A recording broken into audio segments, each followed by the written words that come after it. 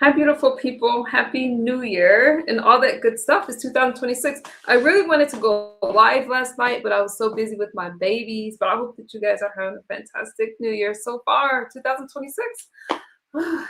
So I'm going to talk about President Trump and Mamdani. Honestly, I'm not going to talk that much about Trump tonight. For the sake of time, I have to get into Mamdani, who is no longer the mayor-elect. He has been sworn in. He's the mayor for New York. That's what they voted for. Everything I share is for educational purposes only. I'm just, hopefully y'all can hear my video. I'm hoping. So let me know right away if the sound's not good, okay? But we're gonna start with the short one. Let's see. Go here. I'm not gonna play much of this because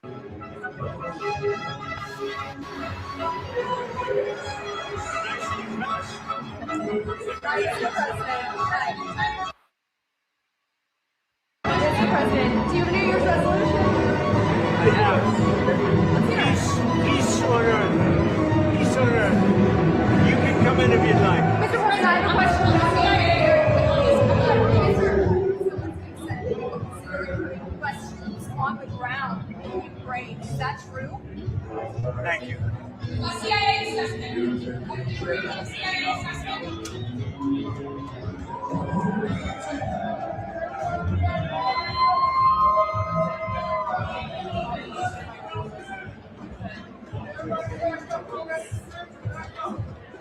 Ladies and gentlemen, the 41 and 47 President of the I wanted to say this in honor of New Year. If I didn't get to yesterday. Yeah, okay. That's Hayez.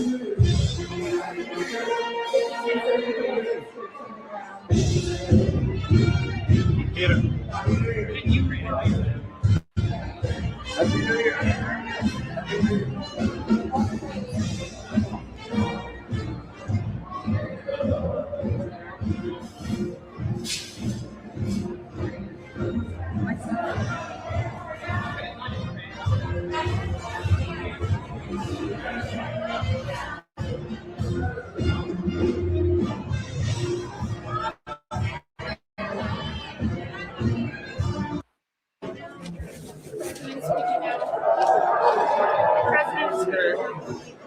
That's green boy.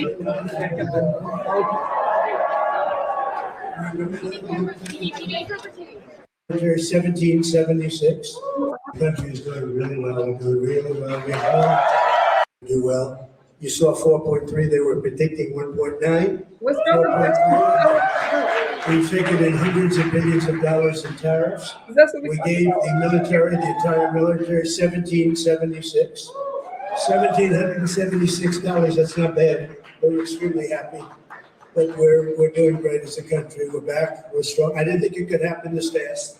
It's happening a lot faster than anybody would have thought possible. We have a lot of leaders here, great leaders like Tom Emmer. I watch him on television. He was talking about Somalia today. Where's Tom? He was talking about the Somalian population, and not very nicely. He was not nice. But that's okay. He doesn't mind. Where is Tom? Right here. He's great. What a great leader he is. We need you in Minnesota. We need you in Minnesota. He's actually in Washington. Big, powerful congressman. But you did a great job today, Tom. Thank you very much. We all appreciate it because we want to take back our country. Can you imagine? They stole $18 billion. That's just what we're learning about. That's peanuts. In California is worse. Illinois is worse. And sadly, New York is worse. A lot of other places. So we're going to get to the bottom of all of it. It was a giant scam. Other than that, we're going to have a great New Year. Actually, I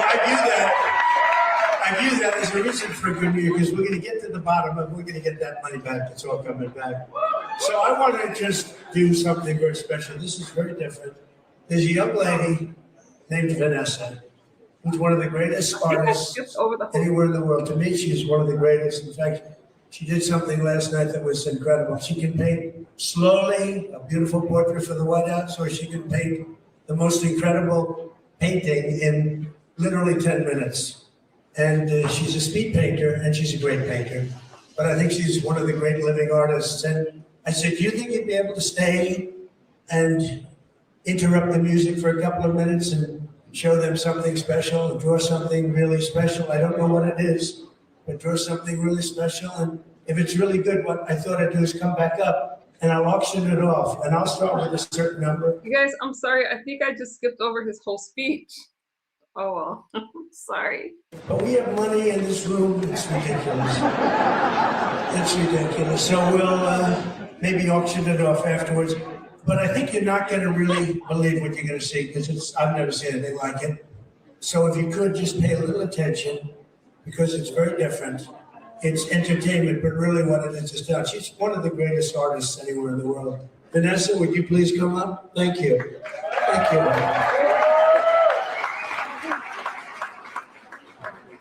Okay, let me go back. Supreme Court has delivered a monumental victory for the Constitution, the separation of powers, and the rule of law. Oh, well. It's striking down the excessive use of nationwide injunctions to interfere with the normal functioning of the executive branch. The Supreme Court has stopped the presidency itself. That's what they've done. And really, it's been an amazing period of time this last hour.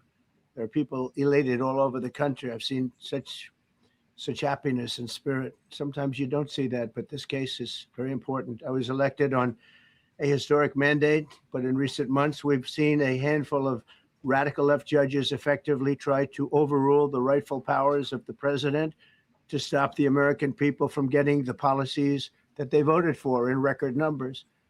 It was a grave threat to democracy, frankly, and instead of merely ruling on the immediate cases before them, these judges have attempted to dictate the law for the entire nation. In practice, this meant that if any one of the nearly 700 federal judges disagreed with the policy of a duly elected president of the United States, he or she could block that policy from going into effect, or at least delay it for many years, tie it up in the court system. This was a colossal abuse of power which never occurred in American history prior to recent decades. And we've been hit with more nationwide injunctions than were issued in the entire 20th century together. Think of it, more than the entire 20th century. Me. I'm grateful to the Supreme Court for stepping in and solving this very, very big and complex problem, and they've made it very simple. I want to thank Justice Barrett, who wrote the opinion brilliantly, as well as Chief Justice Roberts and Justices Alito, Gorsuch. Thank you, President Trump. Thank you for fighting for all Americans. Americans are finally getting what they voted for. No longer will we have rogue judges striking down President Trump's policies across the entire nation. No longer. Today, in the 6-3 opinion, Justice Barrett correctly holds that the district court lacks authority to enter nationwide or universal injunctions. These lawless injunctions gave relief to everyone in the world instead of the parties before the court. As the Supreme Court held today, hey guys, double tap the screen to support the commentary. Thank you guys, and Happy New Year. Turned district courts into the imperial judiciary. Active liberal judges have used these injunctions to block virtually all of President Trump's policies. To put this in perspective, there are 94 federal judicial districts. 5 of those districts throughout this country held 35 of the nationwide injunctions. Think about that, 94 districts, and 35 out of the 40 opinions with nationwide injunctions came from 5 liberal districts in this country. No longer. These injunctions have blocked our policies from tariffs to military readiness to immigration to foreign affairs, fraud, abuse, and many other issues. The judges have tried to seize the executive branch's power, and they cannot do that. No longer. And on immigration, on a side note, today marks 2,711 arrests on these terrorists and these gangs. Thank you, Total Maya. arrest today with HSI investigations. And thank you, Stephen Miller. Thank you to Homeland Security. Thank you to everyone working hand in hand with the FBI on all of these transnational gangs. TDA has been a huge terror to our country, as well as MS-13, as well as Sinaloa cartels. No longer, no longer. These injunctions have allowed district court judges to be emperors. They vetoed all of President Trump's power, and they cannot do that. This has been a bipartisan problem that has lasted 5 presidential terms, 5 different presidents, and it has ended today. We will continue to fight for President Trump's policies. I want to thank the Office of White House Counsel, Dave Warrington. You and your staff have been incredible. Our Solicitor General's office, John Sauer, Sarah Harris, and Todd Blanche and Emil Bovey. Todd's going to say a few words because we've had another major ruling today on transgender books and some other great wins that we've had. But no longer will they have this power in our country. It is the president's authority under his executive branch to do everything to fight for the American people, and he will continue to do that. That's why he was overwhelmingly elected. Thank you. Thank you. Today's a great day for the rule of law. It's a great day for the Justice Department, and it's one that's been a long time coming, and one that every American should have been waiting for with bated breath. And so I echo what the president said and Attorney General Bondi, that the Supreme Court did a great thing today, not only for this administration, but for every American in this country. If not for the injunctions case, we would be here talking about another great decision that came down today, the trans books case, which restores parents' rights to decide their child's education. Seems like a basic idea, but it took the Supreme Court to set the record straight, and we thank them for that. And now that ruling allows parents to opt out of dangerous trans ideology and make the decisions for their children that they believe is correct. And so we thank the Supreme Court for that. There's been multiple decisions over the past several weeks that just show why this nationwide injunction ban had to happen. For example, what I mean by that is local district court judges issuing decisions that are clearly contrary to law just because they don't like the policy of President Trump. And when it gets to the Supreme Court has to correct it. But that takes time. The Attorney General thanked our lawyers, and I'll do it again.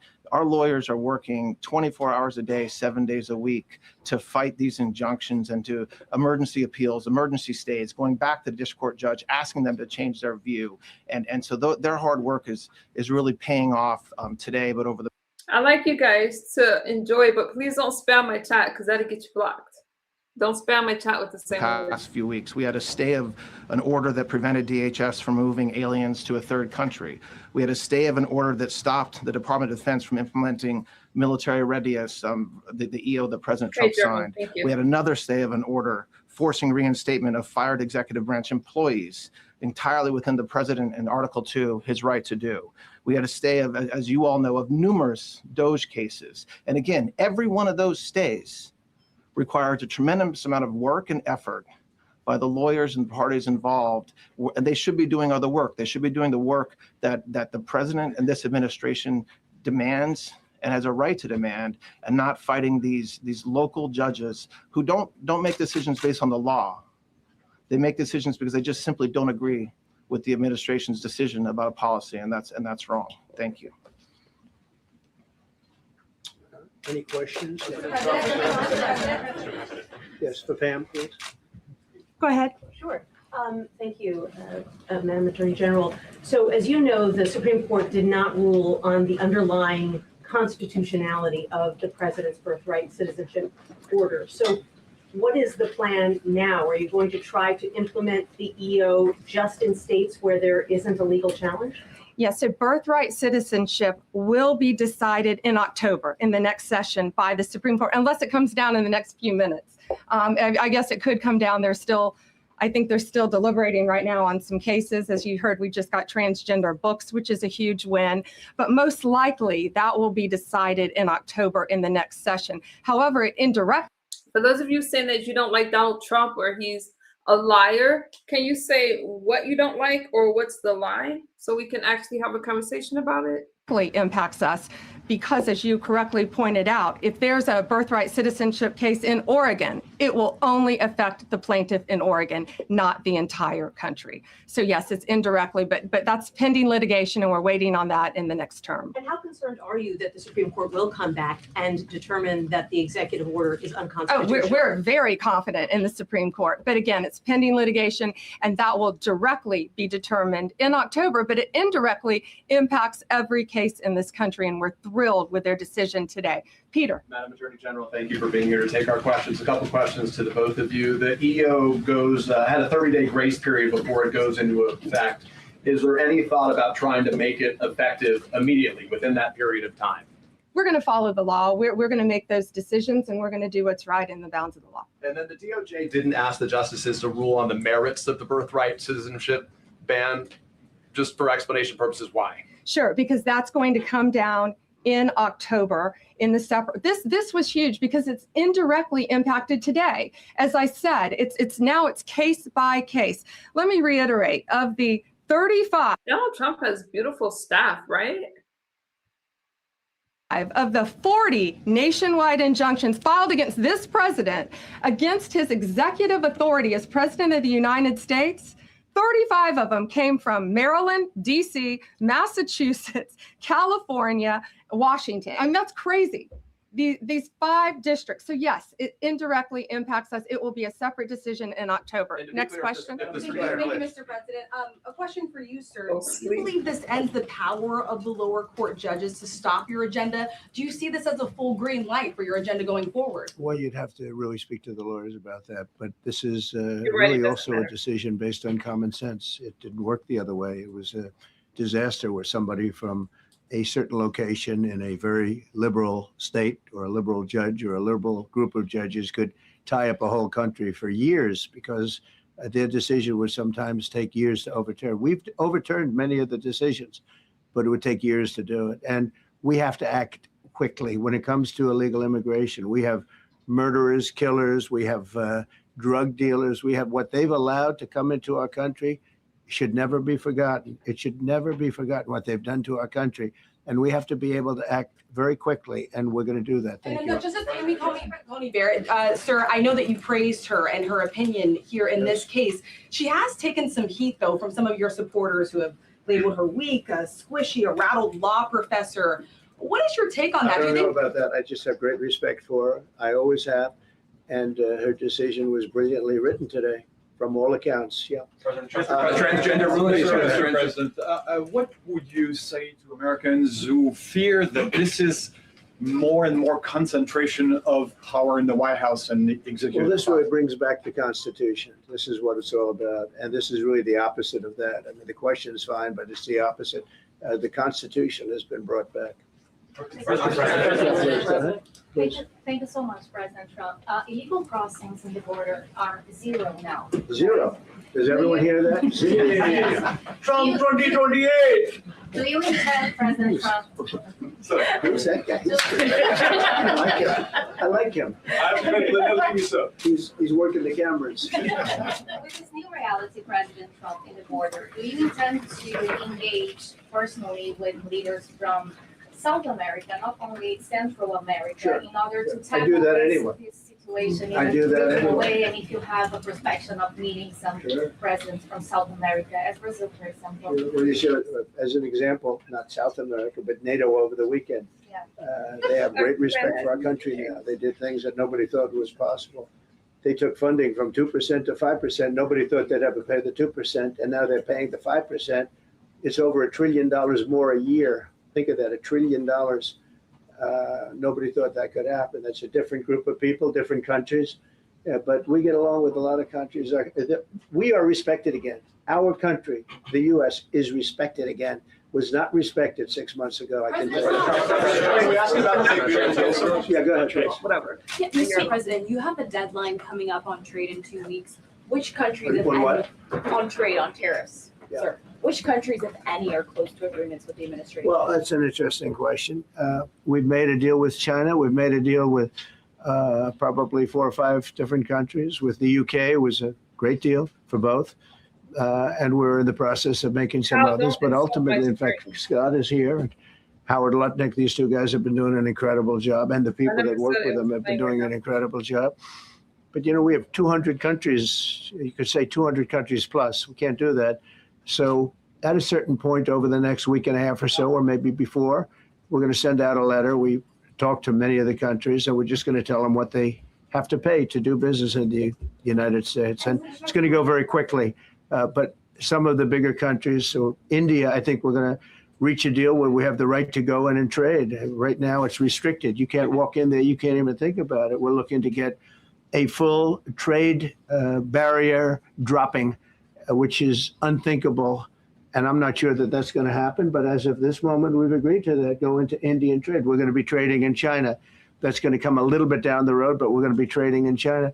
We have a lot of great things going, and we're getting along with countries, but some will be disappointed because they're going to have to pay tariffs. And we've taken in already hundreds of billions of dollars in tariffs. No inflation. The only problem we have is we have a Fed guy that doesn't understand what's happening, and it would be great if he'd lower the rate because we'd be able to borrow a lot cheaper. Yeah, go ahead, please. Mr. President, a question on Why don't we keep it on this subject? This is such a big subject. You know what? Trade is so big, but this, I don't know, in a certain way, this might be bigger than trade. I think this is bigger than trade. Yes, please, go ahead. I was wondering, though, if you could. Go ahead. Sir, on the transgender ruling, the Supreme Court ruling that parents with religious objections can pull their kids out of public school lessons that use LGBTQ materials. Pam brought it up. Your reaction to that ruling today, sir? I think the ruling was a great ruling, and I think it's a great ruling for parents. It's really a ruling for parents. They lost control of the schools. They lost control of their child. And this is a tremendous victory for parents. And I'm not surprised by it, but I am surprised that it went this far. It took us to bring life back to normal. So it's wonderful. It's parental. And I kept saying, we will give you back your parental rights. They were taken away, and this is a tremendous victory for parents. Yeah. Mr. President, if you look at the back at the last week, it's been extraordinary in terms of the action in the Middle East. You were at The Hague. I'm wondering hell of now. a week, hasn't it? I'm wondering now if you. David, he does not have Alzheimer's. So, I mean, there's just a lot that's going on, you guys. I'm hoping to get to Mamdani, but, you know, it's the first of the year. Don't y'all want to hear what our president has to say? Believe that Iran. I'm wondering now, sir, if you believe that Iran has given up its long history of ambitions with nuclear weapons, or what you would like to see from them to prove that they do, and what type of meetings is your administration looking for next week with Iran? So Iran wants to meet. As you know, their sites were obliterated. They're very evil nuclear sites. They were now has been proven. We had some fake news for a little while. The same people that covered the Hunter Biden laptop was from Russia. The same people that did 3 or 4 other Russia hoax. But on their No, wait, just listen. They came up with something that delayed the credit that our great pilots and these great what talent that was, and they hit it right down in the spot. 52,000 feet. Think of this dark, no moon. You couldn't see a thing. And they hit the refrigerator door, as they say. That's the size of a target. Right, Tony. And overwhelmingly. And it's amazing what was done. We're the only ones that could have done it. And we took out the other, 2 of the other sites also. In addition to that, we finished them off. That was a very evil intention.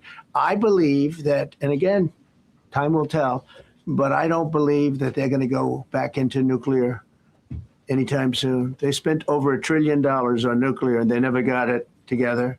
And nothing was moved from the site, by the way. To do that is very dangerous. It's very, very heavy material. Those cars were most likely the cars of masons because they were pouring concrete at the top, at the hatch, as you know, the hatch going into the nuclear site. They wanted to reinforce it, and they had some masons there pouring concrete. By the way, that concrete was obliterated. It hit exactly at the concrete. It was, I don't think it had a chance to dry, but everything's down there. It's under millions of tons of rock. Honey. Please. Yes. Your administration has said that El Salvador is one of the safest countries in the hemisphere. So why haven't you yet canceled temporary protective status for that country? Was it part of the deal? Well, we'll take a look. We've had a great relationship with El Salvador. They have a fantastic leader. they built a massive prison system. And I don't know exactly why, but it's a hell of a system. And we bring people there, and when they go there, they don't get out. And frankly, when they hear they have to go there, they become very nice people. They become very nice people. It's a tough system, but it's a brilliant system. And it's a system done by a very, very good leader. We'll talk about El Salvador. A lot of respect. Yeah, please. Thank you. A question for you, and then a question for the Attorney General.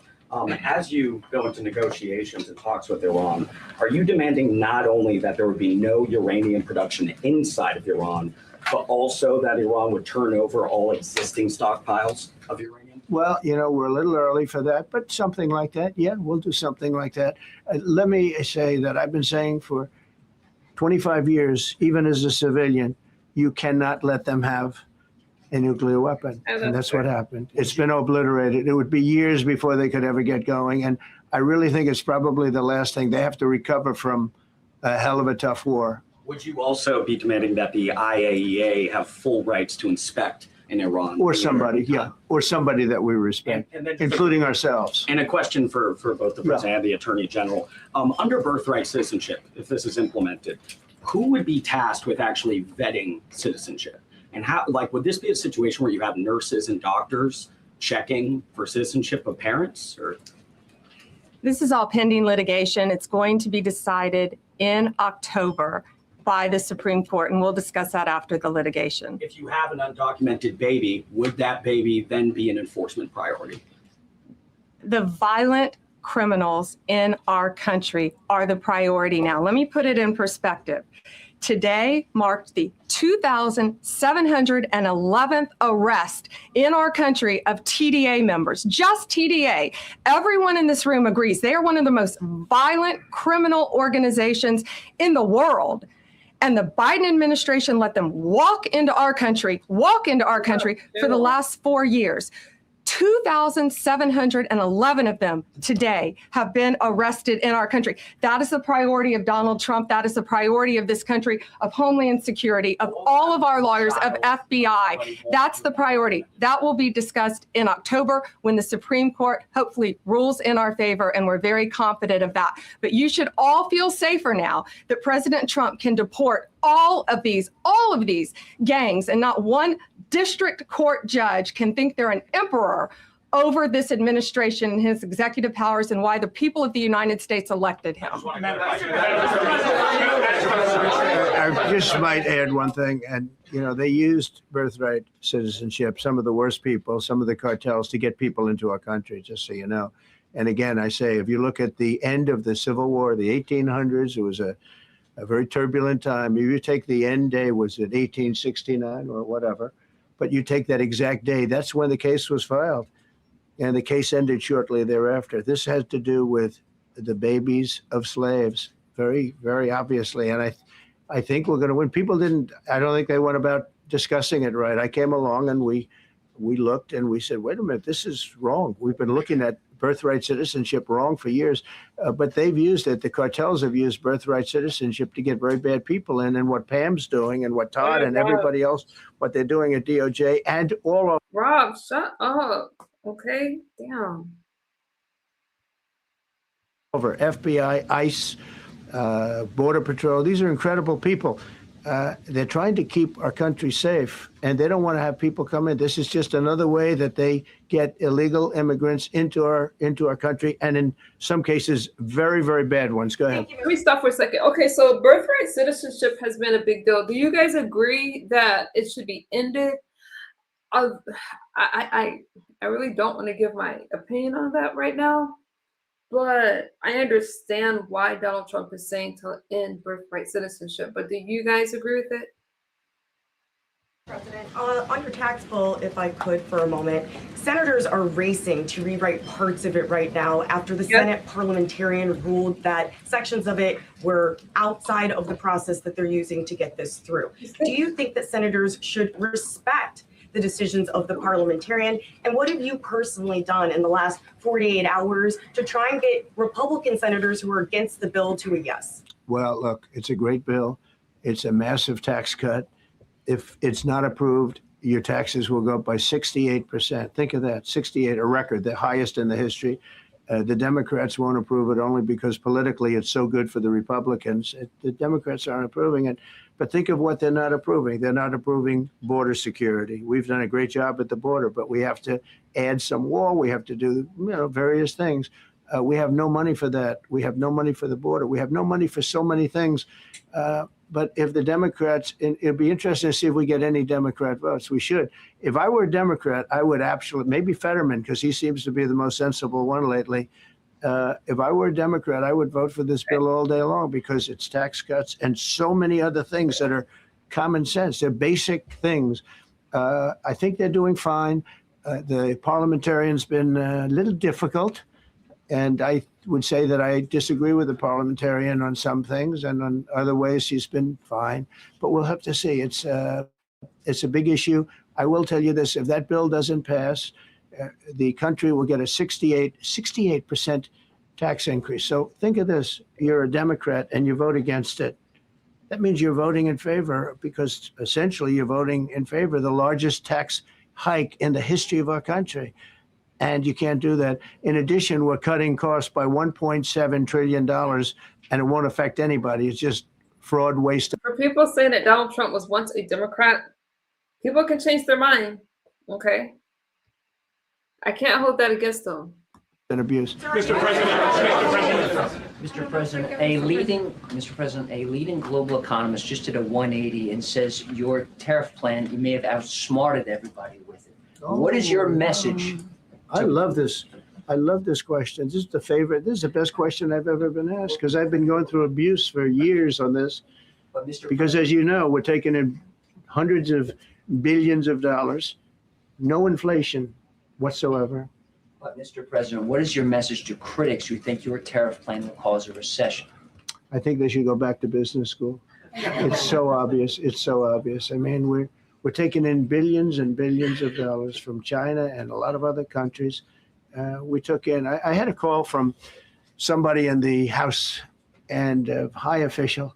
Sir, we have a problem. We don't know what to do. The books are a mess. I said, what do you mean by the books? The books, the money coming in. It's so terrible. I figured, oh boy, what's this? I don't like this question. I said, so what seems, there's so much money coming in and there must be some kind of an accounting mistake. The reason I brought up birthright citizenship is because coming here just to have a baby, and the United States has to pay for that baby, or that baby automatically has rights as a United States citizen. I'm not sure that's what the Constitution meant, and I think it's getting taken advantage of. So Donald Trump wants to keep more money in the United States for. If I have a baby in China right now, it doesn't make that baby Chinese. That baby would still be American, and they wouldn't look at that baby as Chinese. We have hundreds of billions of dollars more money than we thought. I said, do me a favor, go check call me back. You have to call me back. Check the tariff column. Calls me back 2 hours later, says, you're right. We took in 88 billion in tariffs. They have so much money coming in. But more important than the money coming in, we have companies coming in, factories coming in, auto plants being built. AI is being built here instead of being built all over Europe and Asia. We have all of it. We have over $15 trillion, just about, Scott. I think we're right about that number. We went to Saudi Arabia.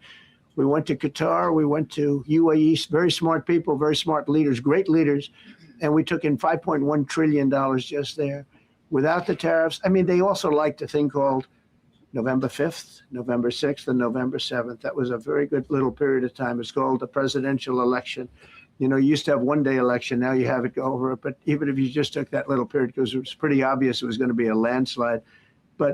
And they like that, but they love the tariffs. I had Texas Instruments come in the other day, big company, and he said, we're putting in $60 billion into new plants and new equipment. Oh, Hanson, so you're saying that the Constitution meant for birth citizenship? Is that what you're talking about, to go that way? It's taken a toll on our economy and on our healthcare. I don't think that that's what the Constitution meant for it to do. And things change. So we'll see what happens with that. Up and knew everything. Sir, you're going to keep the tariffs, aren't you? Because if I ever took the tariffs off, and we are going to absolutely keep it. And they're worried that somebody that like this communist from New York someday gets elected. I can't believe that's happening. That's a terrible thing for our country, by the way. He's a communist. We're going to go to a communistic state. That's so bad for New York, but the rest of the country is revolting against it. But if somebody got elected, they're afraid that if this was taken off, we're going to guarantee it's never going to be taken off. And again, we're taking in think of this, hundreds of billions of dollars. And they were all confused because they've never seen this before. You know, it's always the other way. We don't have enough money. So much money is coming in at levels that nobody's ever seen. But most importantly, we have factories being built, car plants being built, companies moving to our country like never before. If you look at 15 trillion, and that's only in a few months, you know, I haven't been here that long. Presidents like the last one was a disaster. He's the worst president in the history of our country, by the way. What he did on our border can never, ever be forgotten. To me, that's the worst of all the things. And he's done some terrible things, grossly incompetent. Nobody knew it was him because I don't think it was him. I think it was whoever was controlling the auto pen. But our country is doing great. And those leaders and other leaders, I just left, as you know, a large group of the most highly respected people. And that includes big countries. When you look at Germany and France and Spain, although Spain didn't come through, but they will. By the way, guaranteed they will. That was the only country that sort of tried to hold back on putting up the money. But just so you know, they said, it's happened to the USA. You were a dead country. We didn't respect. Okay, so you're saying this girl said I give a platform to this felon? I'm going to get through this video before I get to y'all comments. But I didn't give him a platform. America's giving him a platform. America voted him in. I'm just covering the news. How dare you? The country, the leader, you were dead as a doornail. One said to me, you went from being a dead country, you are right now the hottest country anywhere in the world. The whole world is talking about the USA, and everybody wants a part of it, and they're pouring into our country, and you're going to see those numbers. Thank you for that question.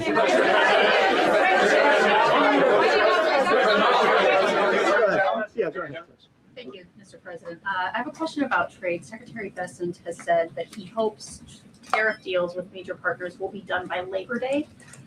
So if some deals are not done by your July 9th deadline, will some countries' tariffs go back up, or will they stay where they are? Well, there are some countries that are used to ripping us off, to be honest with you. And I don't want to name them, but you sort of can name them. And they're so used to just, taking it billions and billions of, look, we had a trade deficit of more than $1 trillion. Think of a trade deficit. That's because nobody cared. We cared a lot when, I took in hundreds of billions of dollars in tariff. We had the greatest economy in history up until now. I think we're going to blow it away. But during my time, and especially prior to COVID, we had the greatest economy in the history of our country. I think we're going to blow it away now based on the kind of numbers that we're seeing.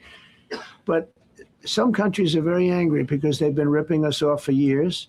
I'm not trying to get excited listening to him, but I do get excited at a lot of the things, not everything, but a lot of the things that he talks about, because I want this country to be stronger. I know you guys do too. They've been making billions and billions of dollars. There was nobody to negotiate with. They could do whatever they want. They charged us tariffs, by the way. Yes, they at do. Numbers that we've never seen before. And we ended up losing much more than $1 trillion a year. $1 trillion a year on trade. And now they're being met with a force that's far greater than them, and they don't like it. So they're upset because instead of making, $5 billion, they're going to break even. Or they'll make a little bit. I want to be nice. They'll make a little bit. Or we'll make a little bit. It's a big difference. Yeah, please go. Go ahead. Red dress. On the 2020 election, is there any more information on the special prosecutor? So many Americans still have questions about the 2020 election. And speaking of rogue judges, would you consider appointing? Good morning, Ghost Samara. I see you. Somebody at DOJ maybe to investigate the judges that allowed for the political persecution of you, your family, and your supporters during the Biden administration? I love you. Who are you? I'm Carol from Lindell TV. Well, that's just a very nice question. And it's not a setup. I have no idea who you are, but I appreciate that question. All I can say is we're not here for that. I hope so. I hope they're doing the thing because that election was rigged and stolen, and we can't allow that to happen. A lot of people tell me Sir, you just won the greatest election in the history of our country. You won at numbers that won all 7 swing states, won the popular vote, won everything. Sir, go on with your life. And many people that say that, good people, friends of mine, then you have people that say that same thing, go on with your life, but you have to find out what happened because you can't let that happen again. Look at what this lunatic did. Look at what he did. He opened our borders to people that were murderers, 11,888 to be exact, murderers. And we've captured many of those murderers and we're bringing them back, or some of them are so dangerous that we don't even want to bring them back. We're afraid they're going to try and come back in. But he allowed people to come into this country, people from mental institutions, insane asylums, that's a mental institution on steroids, people from mental institutions, gang members, drug dealers, people, jails being emptied out into our country. Venezuela emptied out almost its entire prison population into our country. But I don't want to blame them. Many countries have done that. The Congo, we have a great press conference coming up later, and it's the Congo and Rwanda. They were fighting for years, and it was machetes, it was vicious, it was as vicious, people's heads being chopped off. And I have a man who's very good in that part of the world, very smart, and put them together. And we're signing a peace treaty today. First time in many years they're going to have peace. And it's a big deal. We talk about Russia, and we're working that one. President Putin called up and he said, I'd love to help you with Iran. I said, do me a favor. I'll handle Iran. Help me with Russia. We got to get that one settled. And I think something's going to happen there. But we did some great work. India and Pakistan. That was going to be maybe nuclear. We did that. We did a lot of work. I don't know if there's ever been a president that's done much more. Serbia, Kosovo was going to go at it. Going to be a big war. I said, you go at it. There's no trade with the United States. They said, well, maybe we won't go at it. That's what. The winner of the Nobel Peace Prize wanted to give it to Donald Trump, and this is why, because of all the peace that he's spreading throughout the world. Just a little fun fact. It happened with India and Pakistan. I was negotiating with both of them, and I said to Scott, I said to Howard, cancel all deals with India and Pakistan. They're not trading with us because they're in a war. They called back, what do? I said, look, you want to have trade with the United States, it's great. But you want to go and start using nuclear weapons on each other? We're not going to allow that. And they both agreed. Both have great leaders. They both agreed not to do it. So we did a lot, but I appreciate that question.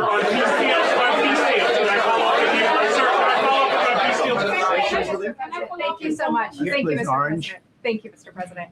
I was just speaking with Senator Ron Johnson on the One Big Beautiful Bill, and he says he really wants to get to yes for you and get this accomplished. He does. He's a good man. But he also said that he needs more time, and he is not certain that the July 4th deadline is well, possible. Then he's not such a good because man. there's too much work.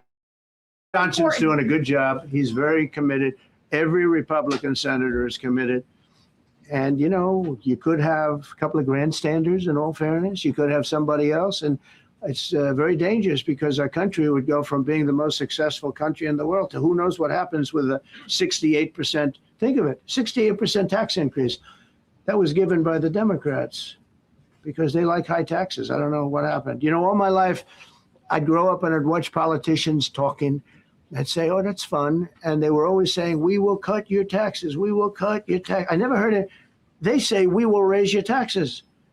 And they elect people like this guy in New York that maybe has a chance. I find it hard to believe, but he maybe has a chance. They want to raise your taxes. So they want to see a 68% tax increase.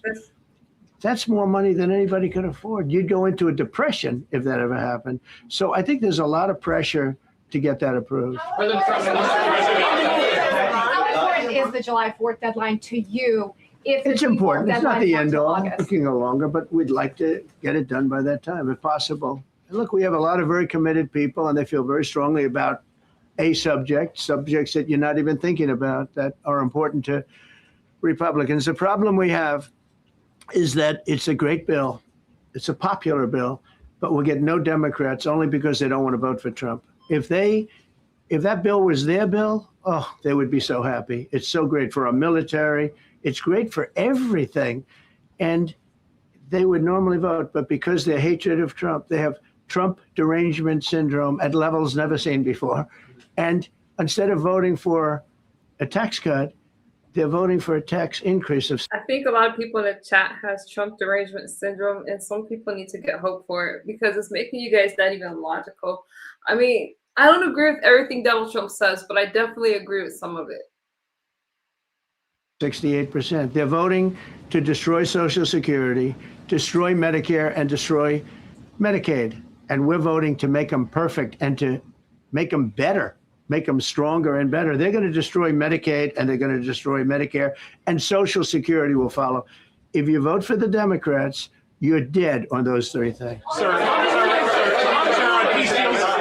Thank you, Mr. President. On a related subject, many Democrats have said that they are not going to support crypto bills in Congress only because of you and your family's personal crypto ventures. And these votes are in some cases needed to pass.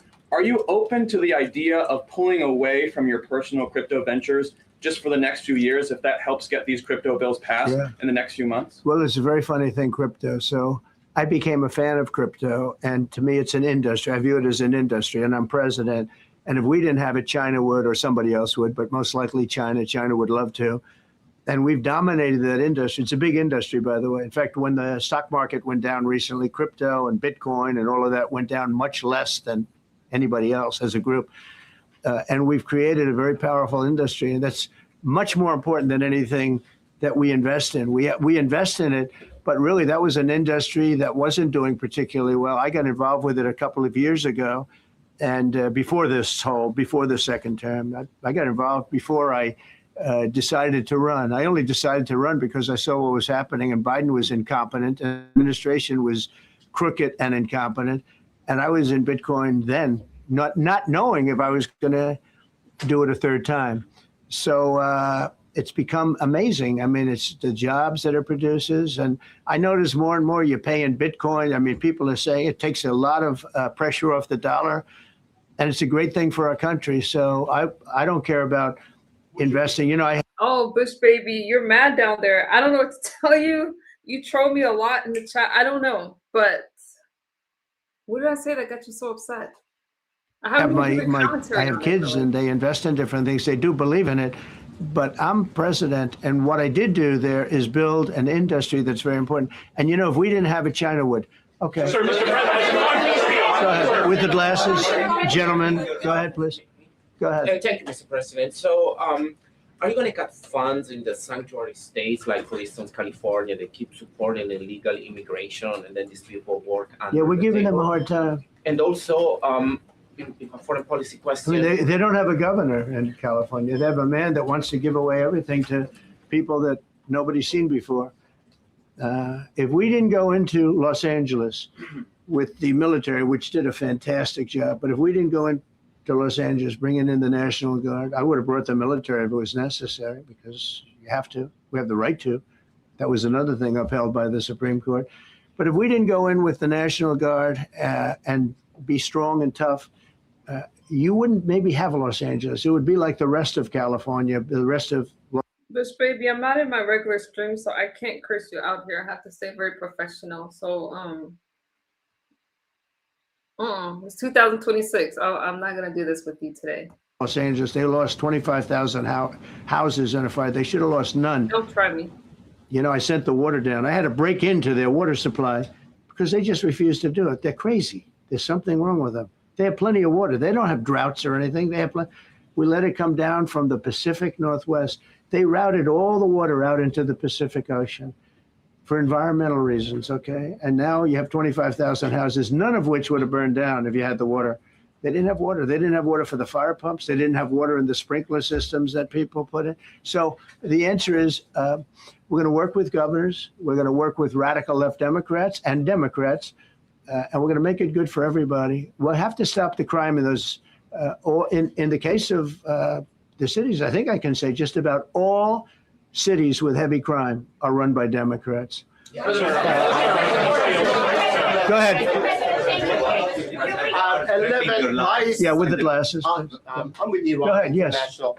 Yeah, no, the man behind you. Yeah, please. President Trump, Anthony Mashhad from Amphibia, Lebanon. I want to ask you regarding the threats posed by Iran's allies and proxies operating in the U.S. They were threatening your life.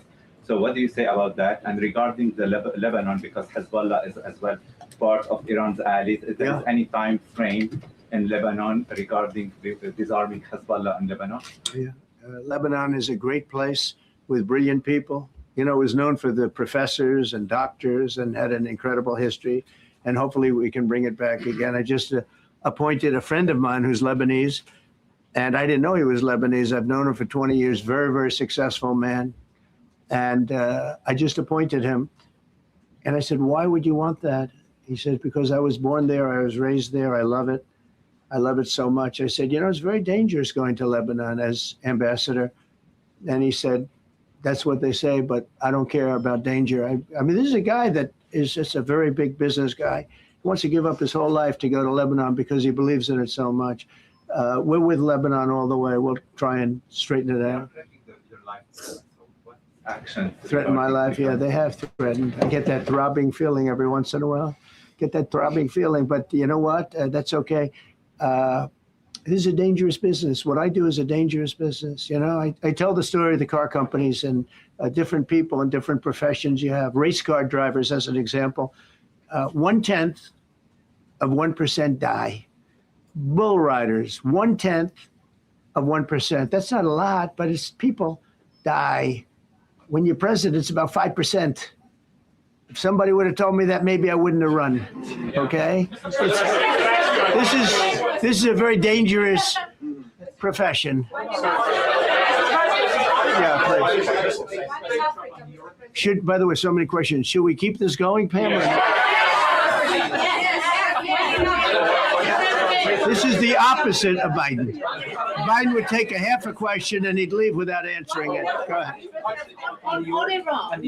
You tell me when it gets boring. Okay. I see you. Are you from Iran? No, I'm not from Iran. I'm from the UK.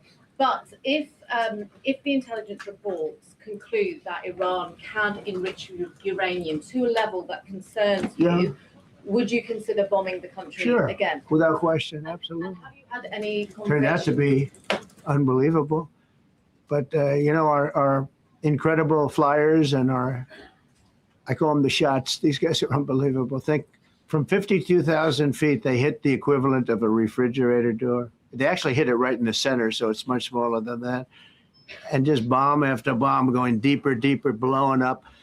Incredible, incredible thing. I don't know if you heard the general. He was very impressive. I was waiting for that comment about the no war to come in the chat. I feel like these reporters ask him these questions to line him up and make him look bad, and it's taken out of context because he's bombing these countries for peace.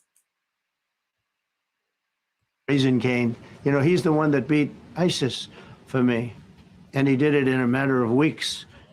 And I was told it was going to take 4 or 5 years. And when I got this job, I always said, if I get this job, I'm going to put that guy as the head of the Joint Chiefs of Staff. And Dan Cain, and he, when I heard his name was Raisin, his nickname is Raisin Cain. I said, you got to be kidding. So I liked him right from the beginning, but he knocked out ISIS in a time that nobody ever thought possible.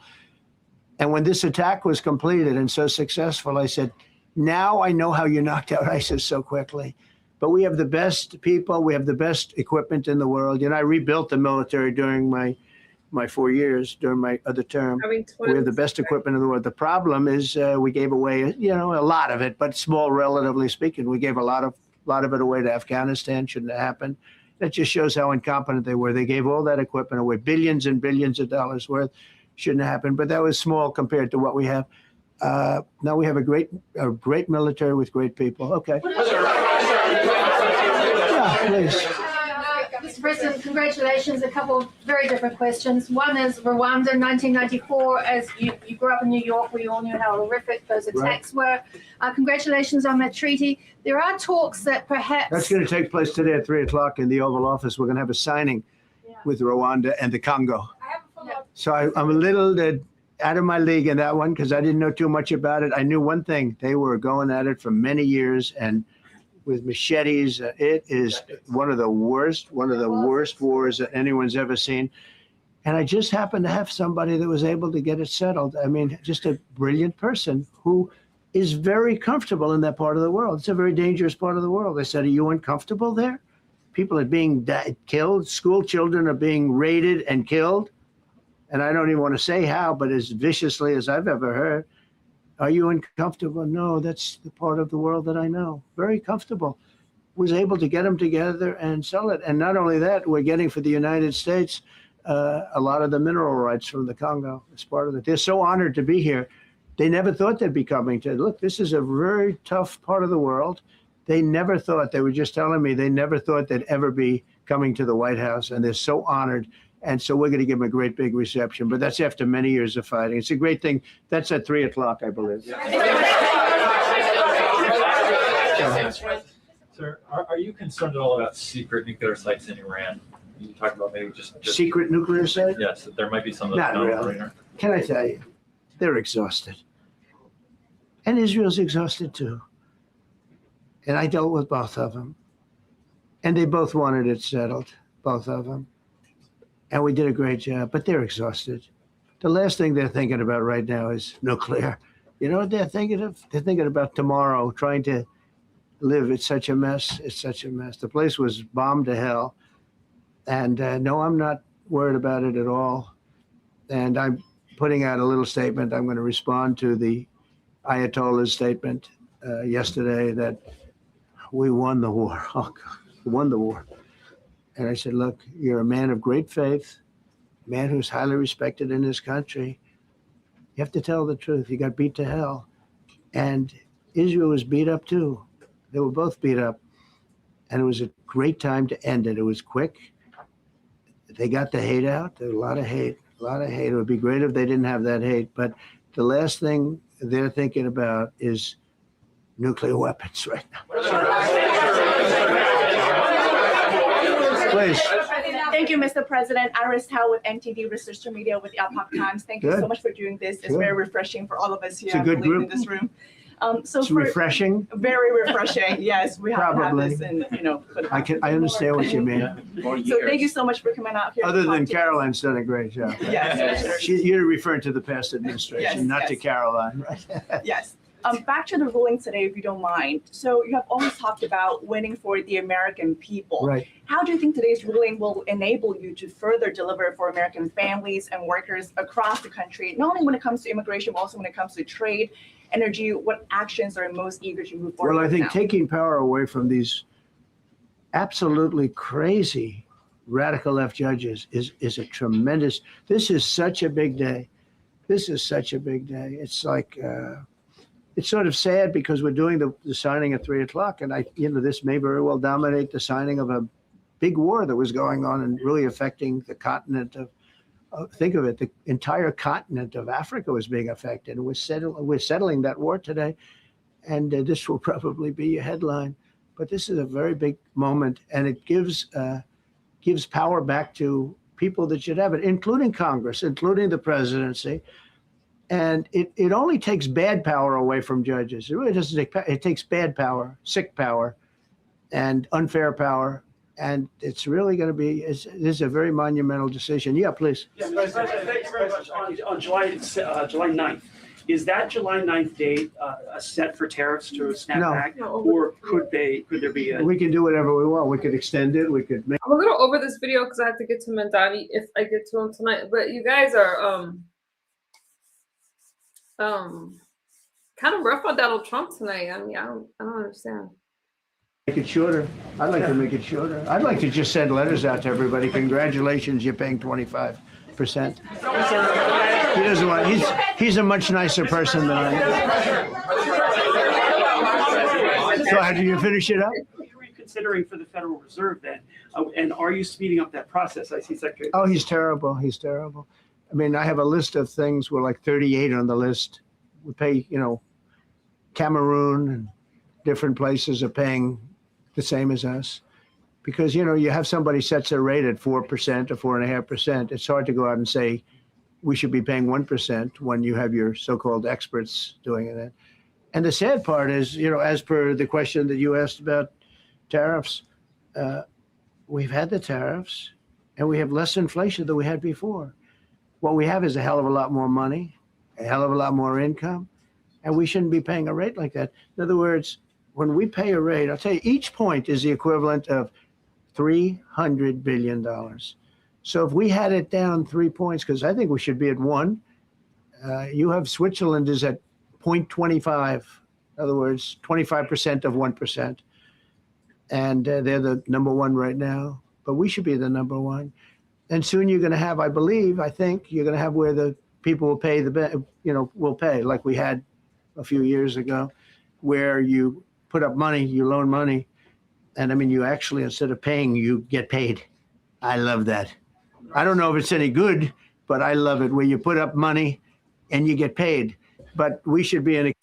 Everyone says that, not everyone, a lot of people say that Donald Trump is for the rich or the 1%. I even heard Jasmine Crockett say something ignorant like that, which is really disappointing considering she wants to be senator.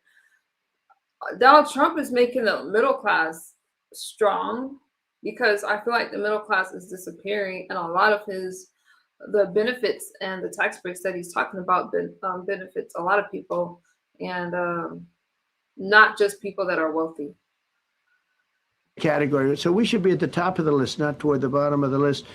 But we have a man who's not a smart man, and he probably has Trump derangement syndrome.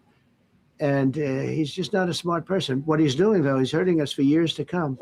Because if we borrow money at 2 points higher than we should be paying, that's $600 billion. Wouldn't you say those numbers are about right, Scott? So it's 2 points would be about 600, actually more than that, but about $600 billion, all because the guy doesn't want to lower the rates. He's doing the service, a very disservice. And then he goes up, talks about, I'd like to see costs come down. You know, he gets up and he does his little thing for 5 minutes, then he goes out and he goes back to the beach. I'd like to see costs come down. Well, he could lower the interest cost by $900 billion a year. All he has to do is lower rates. And everybody's saying, I was watching some of the business shows today, and they're saying, Trump's right. He should really be cutting. The country's doing well. We have no inflation. Now, despite him, we're doing great. But if we got the rates down, we would be a rocket ship.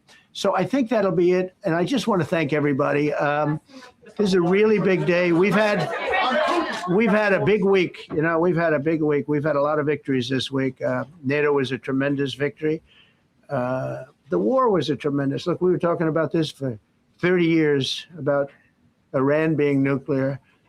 And all I said is it will not be nuclear, and it's not going to be nuclear. And, I want to give credit to a lot of people, and most importantly to our great military. Boy, they put out that fire. Once that happened, once those bombs got dropped, that war was over. That war was over. But I just want to compliment them. Incredible. The general and all of his generals. Pete Hegseth was great. They all. And now I want to compliment Pam. Okay, guys, I can't take more of this one. Where are you guys at? I gotta find you guys. Hold on. Where are you guys? I can't find my video. Oh shit.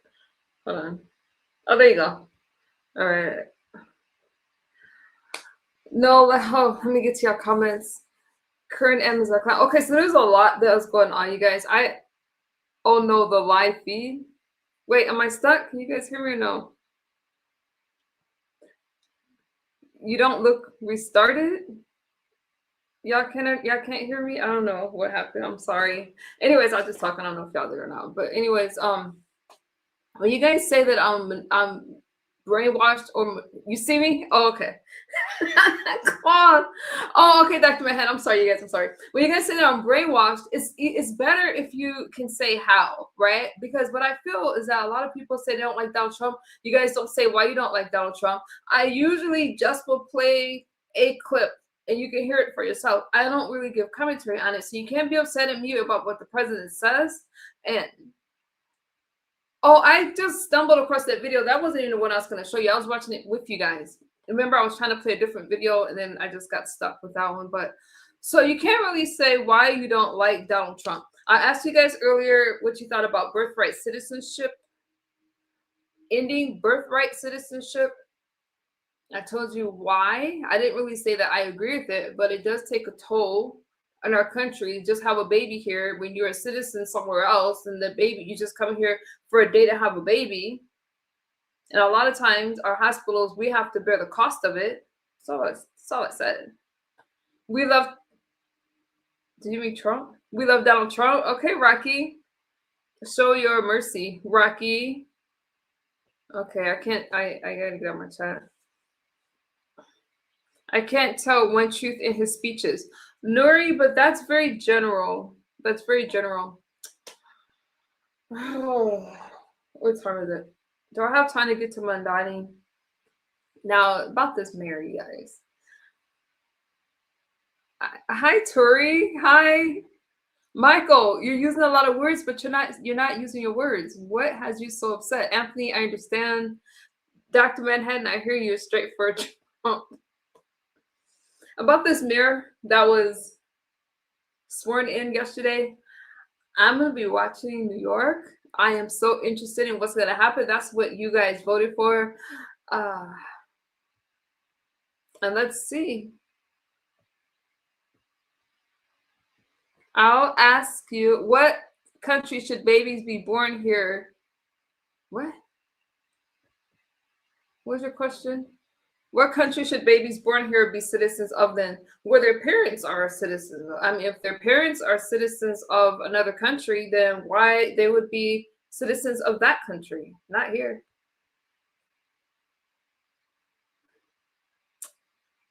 Can the chat get a 360? Shut up. Clinton is on the list of me other. Okay, I don't want to talk to you guys right now. I'm going to share another video for educational phrase purposes only, and I'll read your comments. Okay, if I can find this video. Yeah, we voted for Mamdani. He has brain in his head, unlike Donald Trump. Okay, you voted for Mamdani. I'm just gonna watch. I don't live in New York. I live in California, so I'm worried about Newsom and how he's tearing up California. That's what I'm worried about. Let me see if I have this set up. If I do, we'll watch it. Oh, good. I have it here, I think. Everything I shared for educational for his purposes. Hopefully I can get to it with no errors. Let me know if you guys can hear it. Their creativity, their drive, their commitment is what sets our I city started apart. watching this one yesterday and I fell asleep. There were many who said that we would not crack 5%. And now here we are today. We stand here with a remarkable opportunity to create a better New York. For a third term. It's yours. I don't know about that. I don't know about stuff for a third term. I'm looking at JD Vance for a third term, but I'm not here to tell you guys how to vote. But Trump has done his job. Okay, maybe he can be vice president, but let JD Vance take over.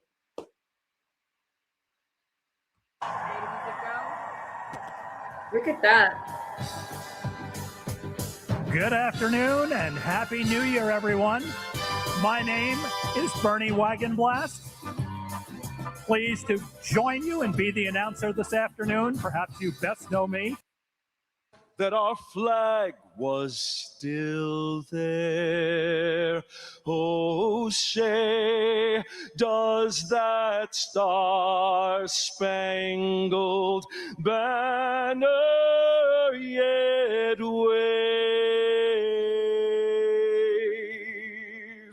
o'er the land of the free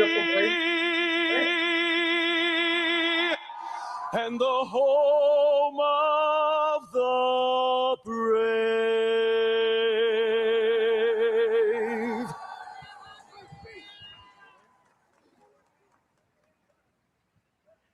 To deliver a welcome message, introducing Representative Alexandria Ocasio-Cortez.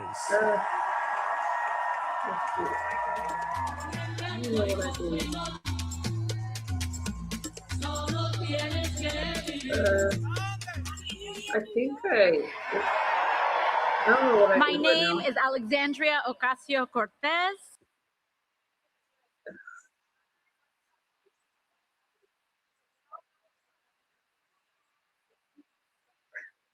don't know what I did. Hang on.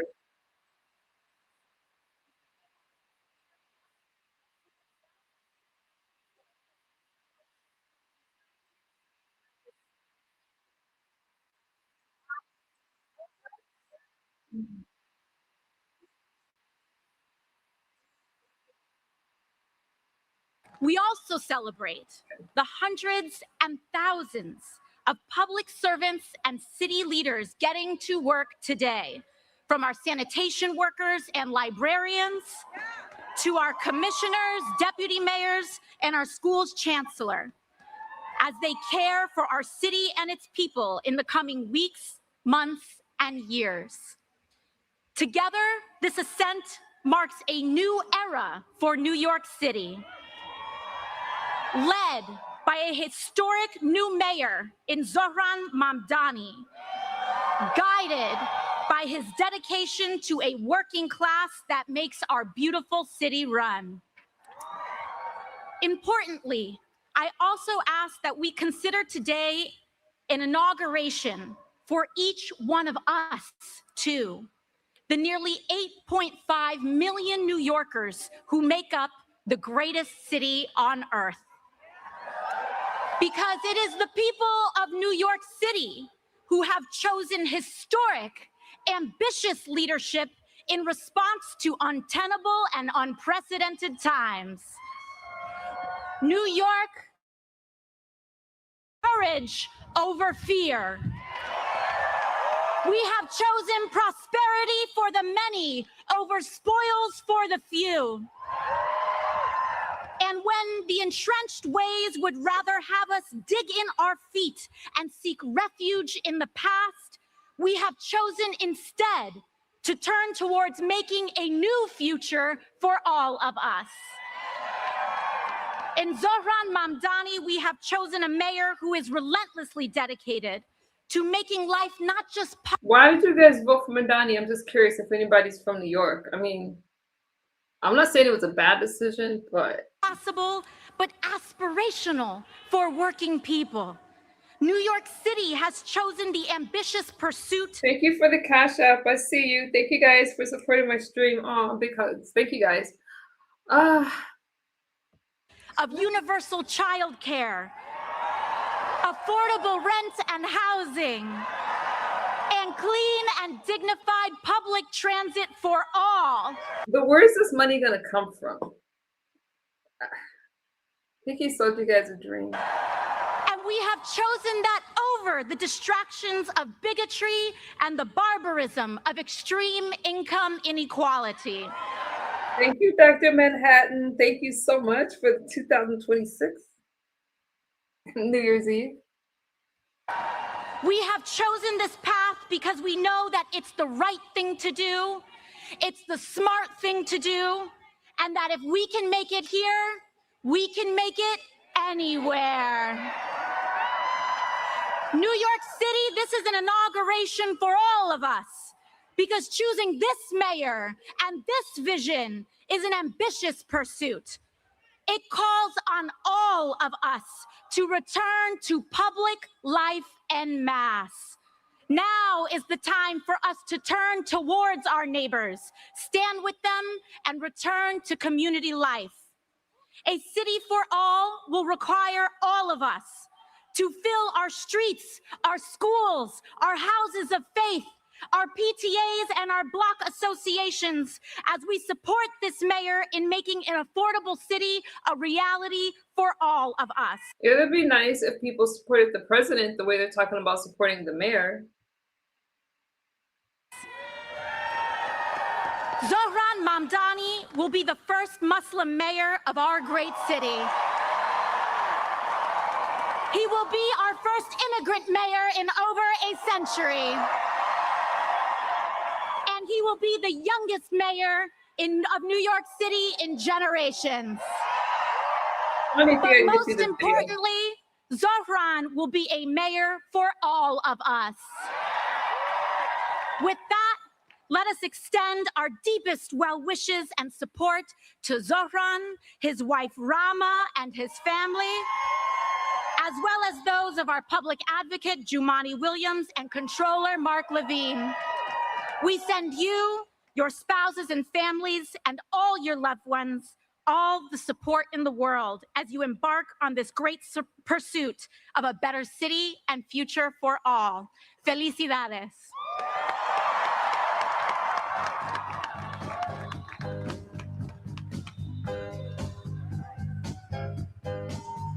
From the Islamic Center of New York City, please welcome Imam Khalid Latif, joined on stage by representatives from New York City's many faith communities, Rabbi Ellen Lippman, Pastor Andrew Welts, Reverend Stephen Green, Elder Jeffrey Sigler, Achuria Arun Gosai, and Sardit. Round. Heaven opens a magic lane. When all the clouds darken up the skyway, there's a rainbow highway to be found, leading from your window pane to a place behind the sun, just a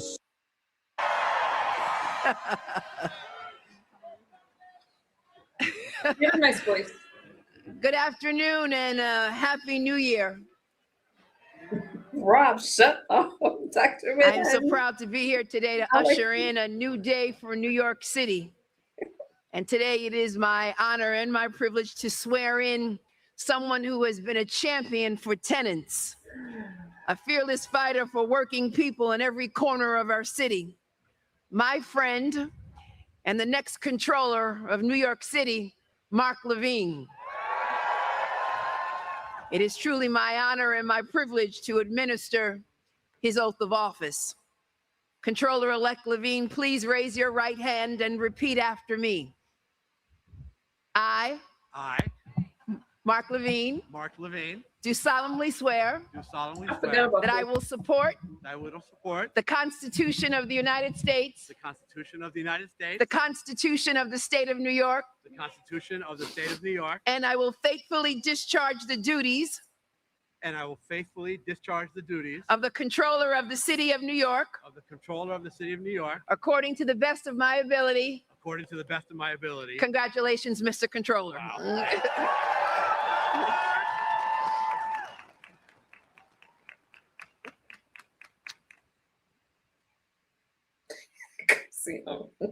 All right, well, there's no going back.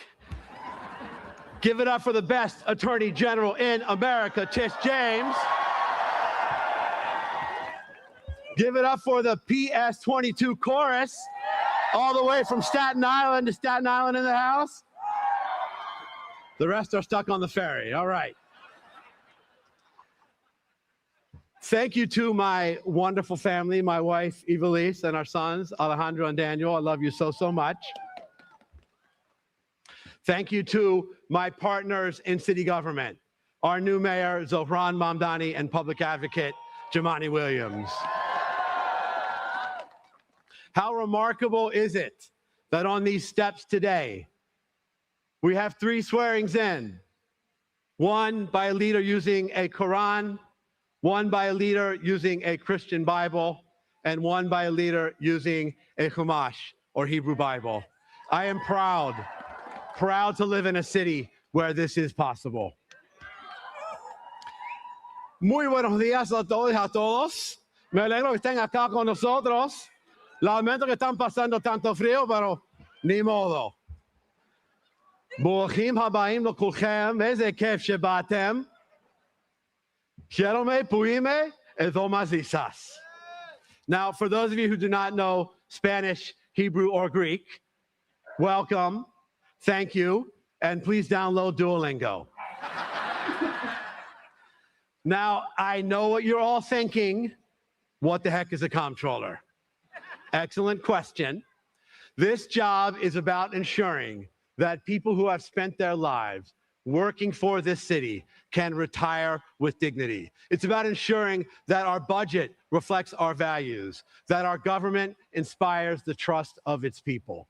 A comptroller also understands the consequences for working class families when they are excluded from our economic system. I have seen this in my own neighborhood of Washington Heights, where far too many families for far too long have been held back from achieving their dreams, blocked from banks, and forced to rely instead on pawn shops and loan sharks. Back in the 1990s, I founded a community credit union uptown to change this.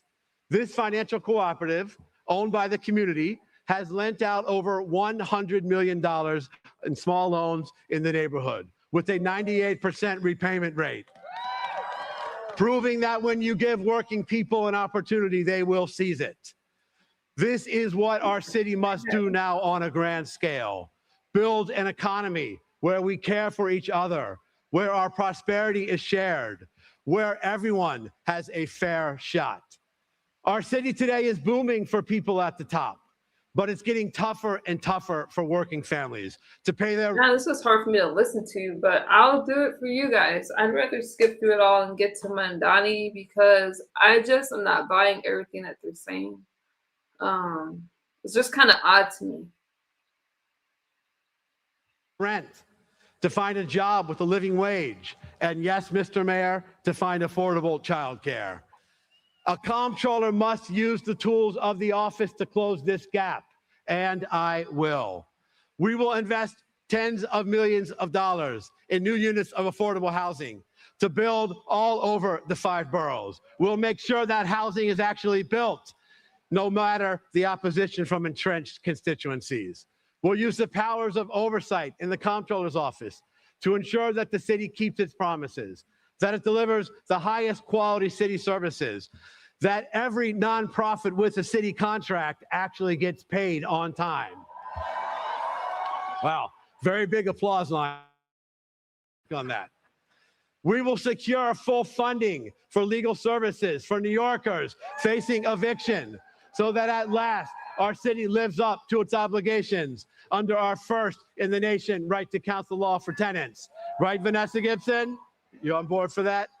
We will invest in protecting our imperiled planet by accelerating our city's transition to green energy so that one day when we look at New York from above, we will see a city full of solar panels and trees. We will protect the immigrants of this city so that families are not ripped apart by masked, unnamed government agents. I think that's really disgusting for these people to say that because, so we talked about illegal immigration. ICE is just doing their job. I really don't understand why. Never mind. Let me get through this. And we will seek to understand each other. Though we will not always see the world the same way, we can and must ensure that all New Yorkers feel safe and respected, whether they're entering a house of worship, lighting a menorah in public, or saying the Salah prayer anywhere in this city. Our city government can and must take on the challenges of this moment. But to do that, we need a better city government, one that uses the tools of the modern era, a government freed from the worst limitations of bureaucracy, one nimble enough to move fast during a period of accelerating change, and to capitalize on the new promises of technology while protecting against its perils. No other city on earth has this many lives, languages, and dreams in one place. Our task now is to ensure that this will be a city where all of us together can achieve those dreams. Almost 30 years ago, I stood in a small storefront in Washington Heights, helping immigrant neighbors open their first savings accounts. They trusted us with their dreams, a small business, a child's education, a home of their own. Today, you have entrusted me with something far greater, to safeguard the resources and the future of this entire city.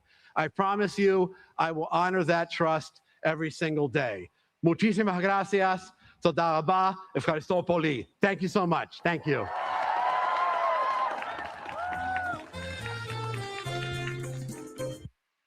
Certain We know who we are. And I really want to city. I really want to. I just want to hear from that guy. Let me find it. So here we are. And I really want to really just thank the biggest, greatest gift I think I've ever had was to be in the Blue Room this morning after doing sound check, because the energy and the recognition and the joy of this moment was incredible. I just want to hear from. I mean, this is it, isn't it? Sorry, you guys. Cannot have it all. That America, our great country, must belong to all of us, not just a few. And that lesson begins today in New York City. Let me thank you all for the hope and inspiration that you are giving people all over this country. And now it is. I was gonna play it, and then I realized it was Bernie Sanders. And I'm like, okay, because I was gonna skip past him, but. It's my honor to swear in your new mayor.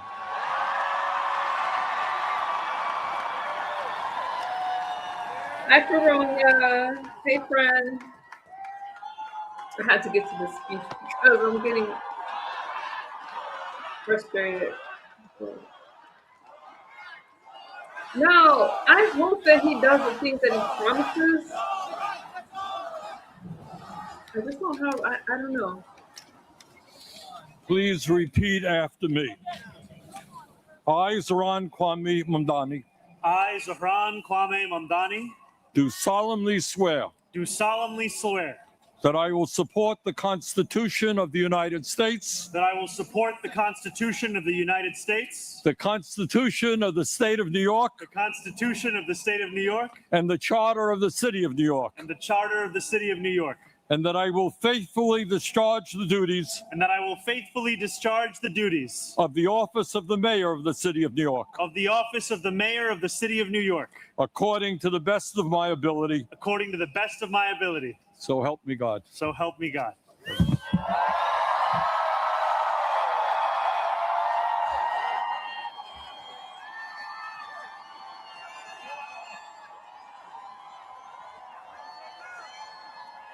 Are you serious?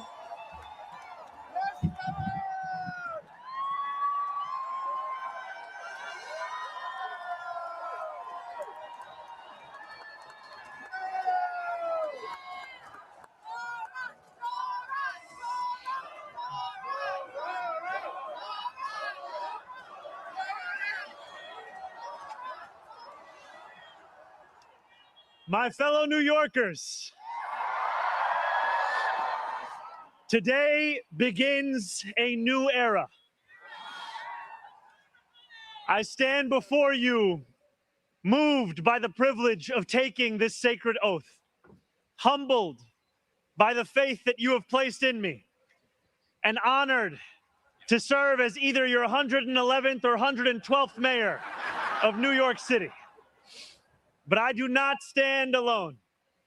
I stand alongside you, the tens of thousands of you gathered here in Lower Manhattan, warmed against the January chill by the resurgent flame of hope.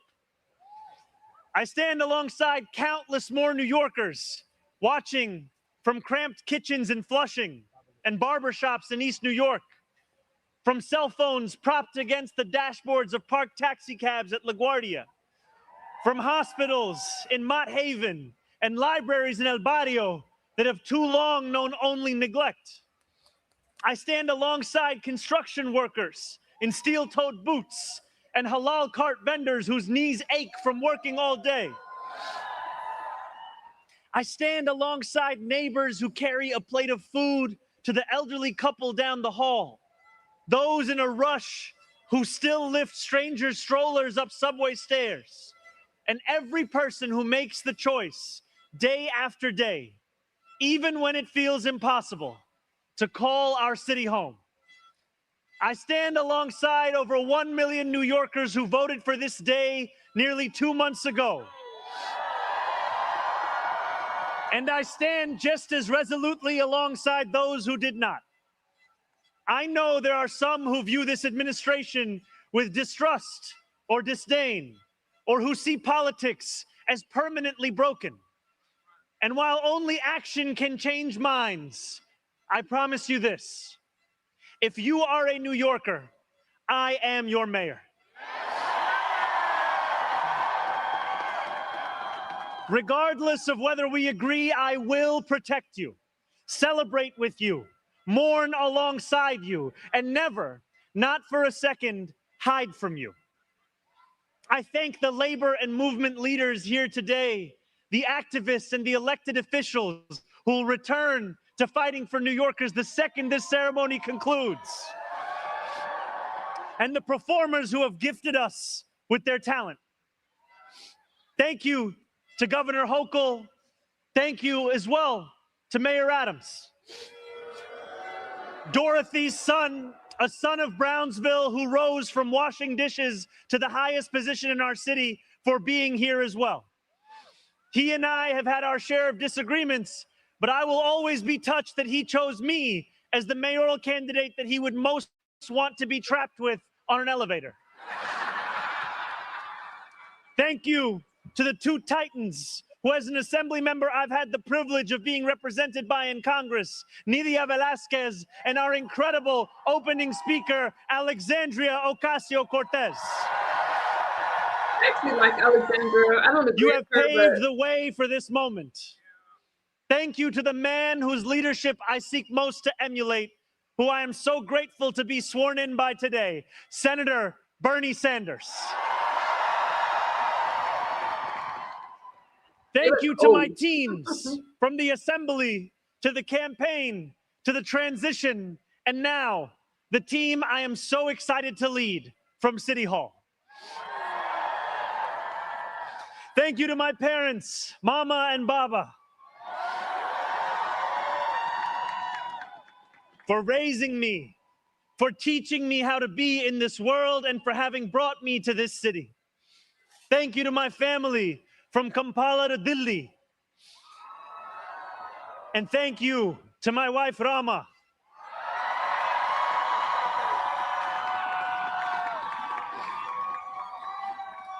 For being my best friend and for always showing me the beauty in everyday things. And most of all, thank you to the people of New York. A moment like this comes rarely. Seldom do we hold such an opportunity to transform and reinvent. Rarer still is it the people themselves whose hands are the ones upon the levers of change. And yet we know that too often in our past, moments of great possibility have been promptly surrendered to small imagination and smaller ambition. What was promised was never pursued. What could have changed remained the same. For the New Yorkers most eager to see our city remade, the weight has only grown heavier. The wait has only grown longer. In writing this address, I have been told that this is the occasion to reset expectations, that I should use this opportunity to encourage the people of New York to ask for little and expect even less. I will do no such thing. The only expectation I seek to reset is that of small expectations. Beginning today, we will govern expansively and audaciously. We may not always succeed, but never will we be accused of lacking the courage to try. To those who insist that the era of big government is over, hear me when I say this. No longer will City Hall hesitate to use its power to improve New Yorkers' lives.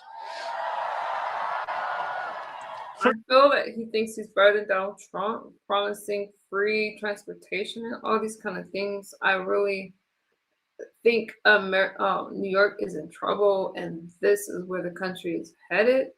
I'm worried about the midterm elections, and I'm getting kind of down watching this video, but I'm still going to play the rest for you. For too long, we have turned to the private sector for greatness while accepting mediocrity from those who serve the public. I cannot blame anyone who has come to question the role of government, whose faith in democracy has been eroded by decades of apathy. We will restore that trust by walking a different path. One where government is no longer solely the final recourse for those struggling. One where excellence is no longer the exception. We expect greatness from the cooks wielding 1,000 spices, from those who stride out onto our Broadway stages, and from our starting point guard at Madison Square Garden. Let us demand the same from those who work in government. In a city where the mere names of our streets are associated with the innovation of the industries that call them home, we will make the word City Hall synonymous with both resolve and results. As we embark upon this work, let us advance a new question, a new answer to the question asked of every generation. Who does New York belong to? For much of our history, the response from City Hall has been simple. It belongs only to the wealthy and well-connected, those who never strain to capture the attention of those in power. Working people have reckoned with the consequences. Crowded classrooms and public housing developments where the elevators sit out of orders. Roads littered with potholes and buses that arrive half an hour late, if at all. Wages that do not rise and corporations that rip off consumers and employees alike. And still, there have been brief, fleeting moments where the equation changed. 12 years ago, Bill de Blasio stood where I stand now as he promised to put an end to economic and social inequalities that divided our city into two. In 1990, David Dinkins swore the same oath I swore today, vowing to celebrate the gorgeous mosaic that is New York, where every one of us is deserving of a decent life. And nearly 6 decades before him, Fiorella LaGuardia took office with the goal of building a city that was far greater and more beautiful for the hungry and the poor.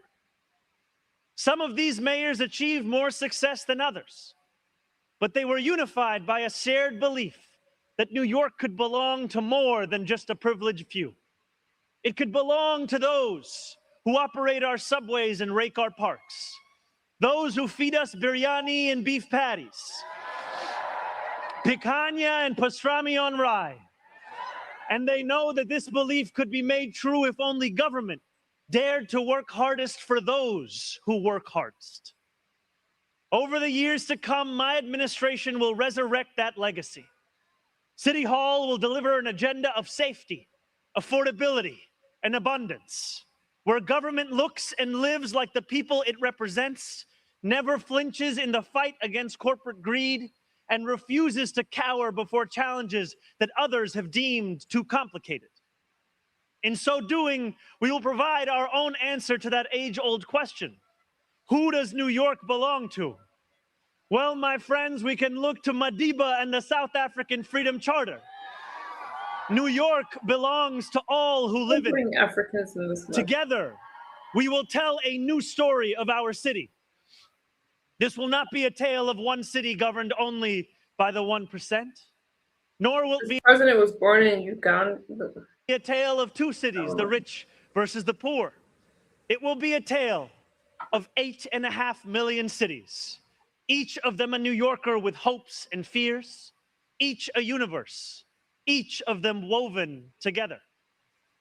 The authors of this story will speak Pashto and Mandarin, Yiddish and Creole.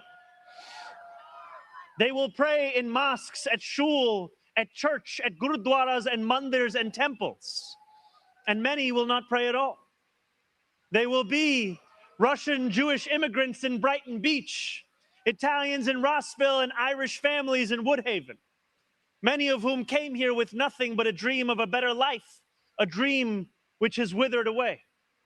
They will be young people in cramped Marble Hill apartments where the walls shake when the subway passes.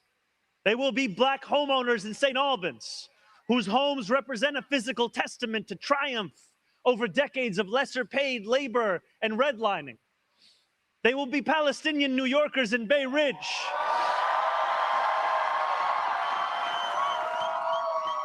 who will no longer have to contend with a politics that speaks of universalism and then makes them the exception. Few of these 8.5 million will fit into neat and easy boxes. Some will be voters from Hillside Avenue or Fordham Road who supported President Trump a year before they voted for me, tired of being failed by their party's establishment. The majority will not use— Does that sound like a dig against Trump? the language that we often expect from those who wield influence. I welcome the change. For too long, those fluent in the good grammar of civility have deployed decorum to mask agendas of cruelty. Many of these people have been betrayed by the established order. But in our administration, their needs will be met. Their hopes and dreams and interests will be reflected transparently in government. They will shape our future. And if for too long these communities have existed as distinct from one another, we will draw this city closer together. We will replace the frigidity of rugged individualism with the warmth of collectivism. If our campaign demonstrated that the people of New York yearn for solidarity, then let this government foster it. Because no matter what you eat, how you pray, or where you come from, the words that most define us are the two we all share: New Yorkers. And it will be New Yorkers who reform a long broken property tax system. New Yorkers who will create a new Department of Community Safety that will tackle the mental health crisis and let the police focus on the job they signed up to do. New Yorkers who will take on the bad landlords who mistreat their tenants and free small business owners from the shackles of bloated bureaucracy. And I am proud to be one of those New Yorkers. When we won the primary last June, there were many who said these aspirations and those who held them had come out of nowhere. Yet one man's nowhere is another man's somewhere. This movement came out of 8.5 million somewheres. Taxi cab depots and Amazon warehouses, DSA meetings and curbside domino games. The powers that be had looked away from these places for quite some time if they'd known about them at all. So they dismissed them as nowhere. But in our city, where every corner of these 5 boroughs holds power, there is no nowhere and there is no no one. There is only New York and there are only New Yorkers. 8.5 million New Yorkers will speak this new era into existence. It will be loud. It will be different. It will feel like the New York we love. No matter how long you have called this city home, that love has shaped your life. I know that it has shaped mine. This is the city where I set land speed records on my Razor scooter at the age of 12. Quickest 4 blocks of my life. The city where I ate powdered donuts at halftimes during AYSO soccer games and realized I probably was not going to be going pro. The city where I devoured 2 big slices at Coronet's Pizza, played cricket with my friends at Ferry Point Park, and took the 1 train to the BX10 only to still show up late to Bronx Science. The city where I have gone on hunger strike just outside these gates. Sat claustrophobic on a stalled N train just after Atlantic Avenue and waited in quiet terror for my father to emerge from 26 Federal Plaza. The city where I took a beautiful woman named Rama to McCarran Park on our first date and swore a different oath to become an American citizen on Pearl Street.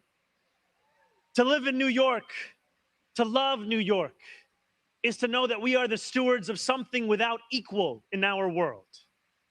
Where else can you hear the sound of the steel pan, savor the smell of sancocho, and pay $9 for coffee on the same block. Where else could a Muslim kid like me grow up eating bagels and lox every Sunday? That love will be our guide as we pursue our agenda. Here, where the language of the New Deal was born, we will return. Bush baby, don't troll my chat. I'll give my commentary at the end, so just sit tight. I thought you were leaving. You guys, this is a lot. He does have a beautiful wife, though. I'll give him that. Turn the vast resources of this city to the workers who call it home. Not only will we make it possible for every New Yorker to afford a life they love once again, we will overcome the isolation that too many feel and connect the people of this city to one another. The cost of childcare will no longer discourage young adults from starting a family, because we will deliver universal childcare for the many by taxing the wealthiest few. Yeah, Dr. Mahad, those in rent-stabilized homes will no longer dread the latest rent hike, because we will freeze the rent. Getting on a bus without worrying about a fare hike or whether you'll be able to get to your destination on time will no longer be deemed a small miracle, because we will make those buses fast and free. These policies are not simply about the costs we make free, but the lives we fill with freedom. For too long in our city, freedom has belonged only to those who can afford to buy it. Our city hall will change that. These promises carried our movement to City Hall, and they will carry us from the rallying cries of a campaign to the realities of a new era in politics. 2 Sundays ago, as snow softly fell, I spent 12 hours at the Museum of the Moving Image in Astoria, listening to New Yorkers from every borough as they told me about the city that is theirs. We discussed construction hours on the Van Wyck Expressway and EBT eligibility, affordable housing for artists and ICE raids. I spoke to a man named TJ who said that one day a few years ago, his heart broke as he realized that he would never get ahead here, no matter how hard he worked. I spoke to a Pakistani auntie named Samina, who told me that this movement had fostered something too rare: softness in people's hearts. As she said to me in Urdu, "Logo ke dil badal gaye hain." 142 New Yorkers out of 8.5 million. And yet, if anything united each person sitting across from me, it was the shared recognition that this moment demands a new politics and a new approach to power. We will deliver nothing less as we work each day to make this city belong to more of its people than it did the day before. Here is what I want you to expect from the administration that this morning moved into the building behind me. We will transform the culture of City Hall from one of no to one of how. We will answer to all New Yorkers, not to any billionaire or oligarch who thinks they can buy our democracy. We will govern without shame and insecurity, making no apology for what we believe. I was elected as a democratic socialist, and I will govern as a democratic socialist. A socialist? Oh, goodness gracious. I knew I didn't like this guy. I will not abandon my principles for fear of being deemed radical. As the great senator from Vermont once said, what's radical is a system which gives so much to so few and denies so many people the basic necessities of life. We will strive each day to ensure that no New Yorker is priced out of any one of those basic necessities. And throughout it all, we will, in the words of Jason Terrence Phillips, better known as Jadakiss or Jay to the Moi, be outside. Because this is a government of New York, by New York, and for New York.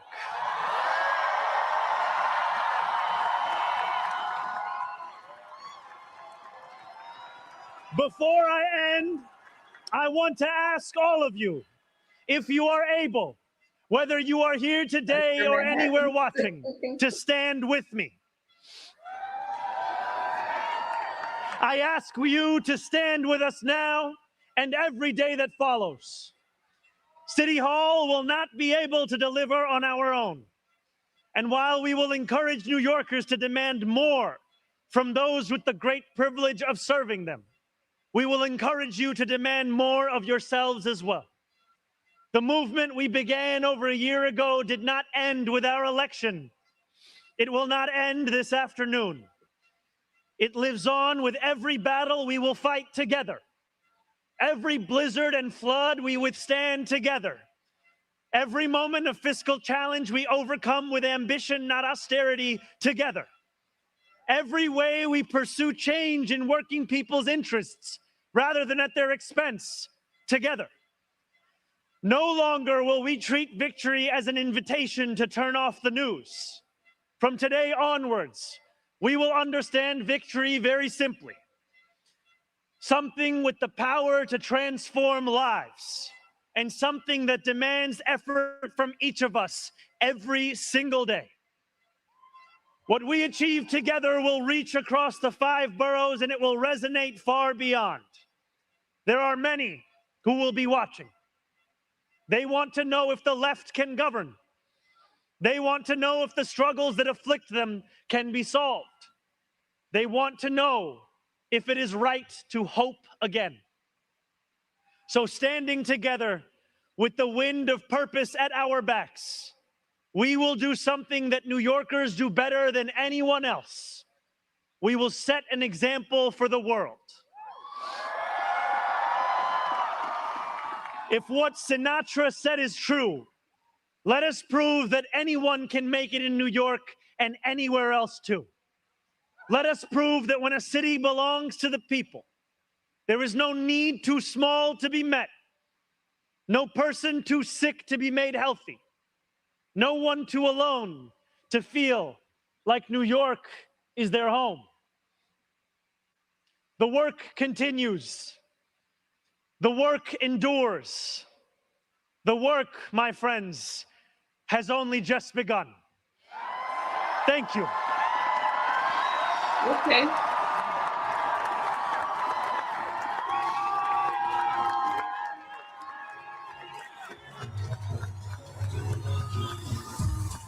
They were a striking couple. That's all I think they're like.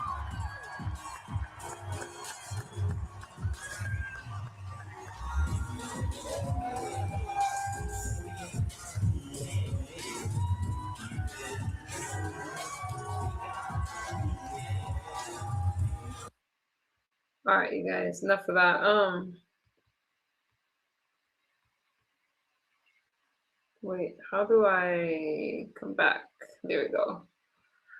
Can y'all see me? I think I go. Oh, good. I'm not frozen. You guys, that was a lot. That was a lot. Let me get to some of y'all comments before I. The city is doomed. Sky. Please take your time coming to Florida. I don't know, you guys. I don't know. He was great. Socialism does not work. Some folks in this chat are just existing. Bush baby. I can't stand Bush baby right now.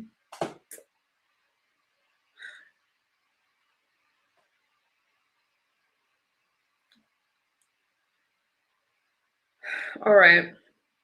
So for some of you that don't know what Mamdani has campaigned for, and these things I don't see really happening. Fair city buses and universal public childcare, and these city-owned grocery stores. I'm wondering where's this money going to come from? Somebody in the chat said earlier tariffs. No. Trump's tariffs are not going for that. Bush baby, Bush baby, I guess. The MAGAs are out in full force. I don't know who's MAGA in here, but I'm not. David says he has integrity, unlike Trump. He hasn't even, see, you guys just go for anything because he hasn't even been in office. He was sworn in yesterday. So you can't say whether he has integrity or not. So you guys just go for these streams. But let's see how it happens. I know that New York is an expensive state to live in. But the things that he's talking about, I mean, okay, he wants to support LGBTQ rights and stuff like that. But so does Trump. I don't feel that he's as supportive as to the president as he made it seem in that meeting. I felt like the meeting, and I did play that for you guys earlier, was tense. And I feel pretty heavy after watching that video. I just really am shocked that New York put him in office. That's all I'm going to say. So good luck to you guys. I'll be praying for your state, and we'll see what happens. He's saying that he's a socialist. I have never seen socialism work. It hasn't worked for other countries, and it's not going to work here. MU, I dare you to let me up. I don't have a problem with letting you up as long as you stay on subject. It doesn't mean that we're good. I don't have a problem with you coming up. Have you, Daquan, he has no money. Have you, people, oh, I don't know what you guys are talking about. Cite the source. If I knew how to put it in the chat, Bush baby, I would put it in the chat. I would.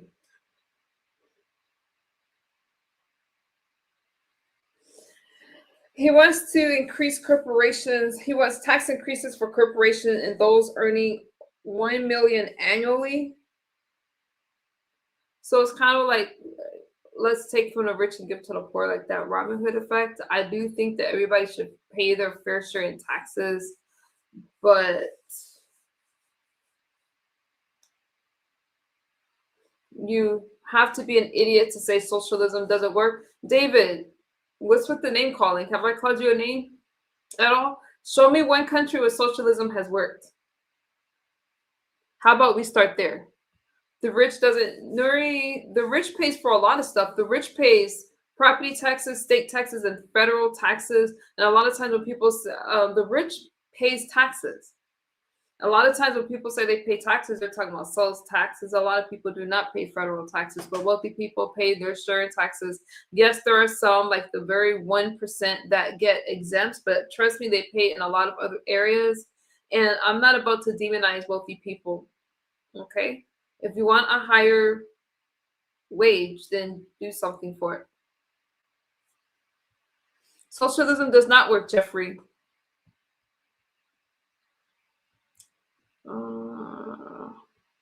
Hey, Rodney. Did Rodney come in the chat? I didn't see you. Cite the source. I already told you I don't know how to put the source in the chat. But I have no problem. Hey, Rodney. Happy New Year. I have no problem putting that. I'm more interested in what you guys have to say. I chose to just show you guys. I'll let you guys hear it for yourself. That way you can do whatever you want with the knowledge. My job is not to persuade you for the Republican Party one way or the other. I just rather you have an informed decision. I do feel that Mamdani is selling a bunch of whip tickets, telling you guys what you want to hear. Yeah, we would like to. I'm in California. I would like free public transportation here, but nothing's really free. It's the money's going to come from somewhere. It won't let you hit the link. Oh, that means I got to put it on my community wall. Are you trying to? No, you're baiting the audience. Why are you lying? Socialism gave me a higher education. Socialism didn't give you a higher education. Did you get like a, that's too much for me to understand from the chat. Hey, DFG, are you trying to, yes, you're trying to hit the link? That means I got to share it on my community wall. That's hard for me to do. Let me try. I'm going to try, but you know I can't really multitask. Let me try it. Put it on my community wall. If I could do this like within a second. Go to my channel, video channel. All right, I'll try it. Some people can hit it from the chat and some can't. Okay, let's see if I did it right. Post. Okay. It's on my community wall. You can hit it from there. Now I gotta find my way back to StreamYard. Okay, where are you guys? Are you here? Oh, here you go. Okay, you should be able to see it on the community wall. What's wrong with making your country great? I feel that our country is great and it's improving.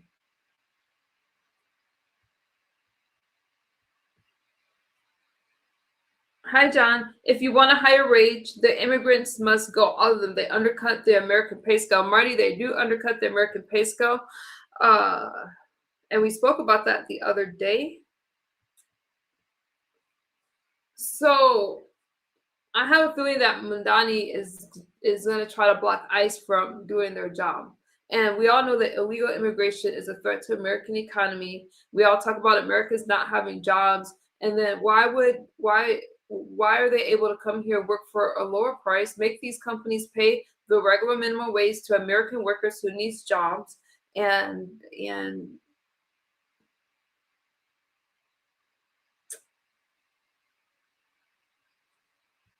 oh wait, okay, Feronia says, I live, all right, here we go. Let's see.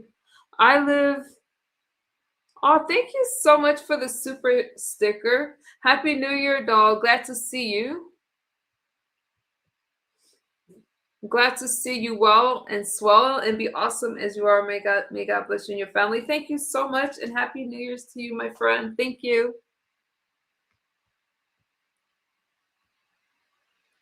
Now, where was the comment that I was looking for with Feronia? I had to use my phone. Hey, Freckles boy. Happy New Year's. Thank you. Okay, let me use my phone because I lost the comment that I was looking for. Hey, Asabi, Happy New Year.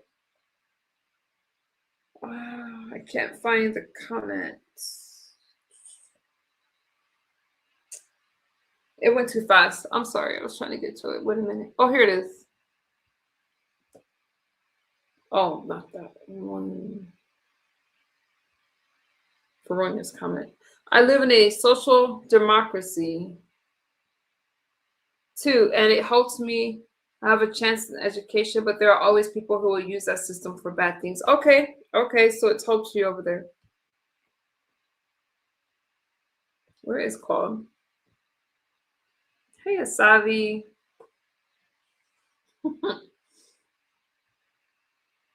Nuri, you're just saying a lot. Now, again, you guys, I'm not trying to persuade you to vote one way or another. I just think that Mamdani's promising a lot of things, and I'm interested to see how he handles ICE, who's already having a hard enough time doing her job. Donald Trump gets blocked on a lot of things that he tries to do. He's always dragged into court. The Democrats fight him along the way. But so far, he's done a lot within the short amount of time that he's been in office, which hasn't even been a full year.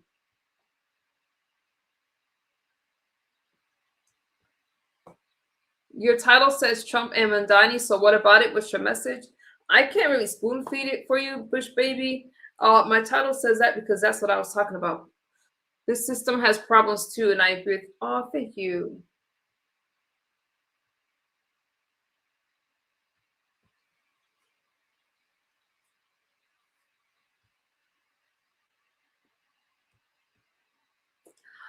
All right, you guys.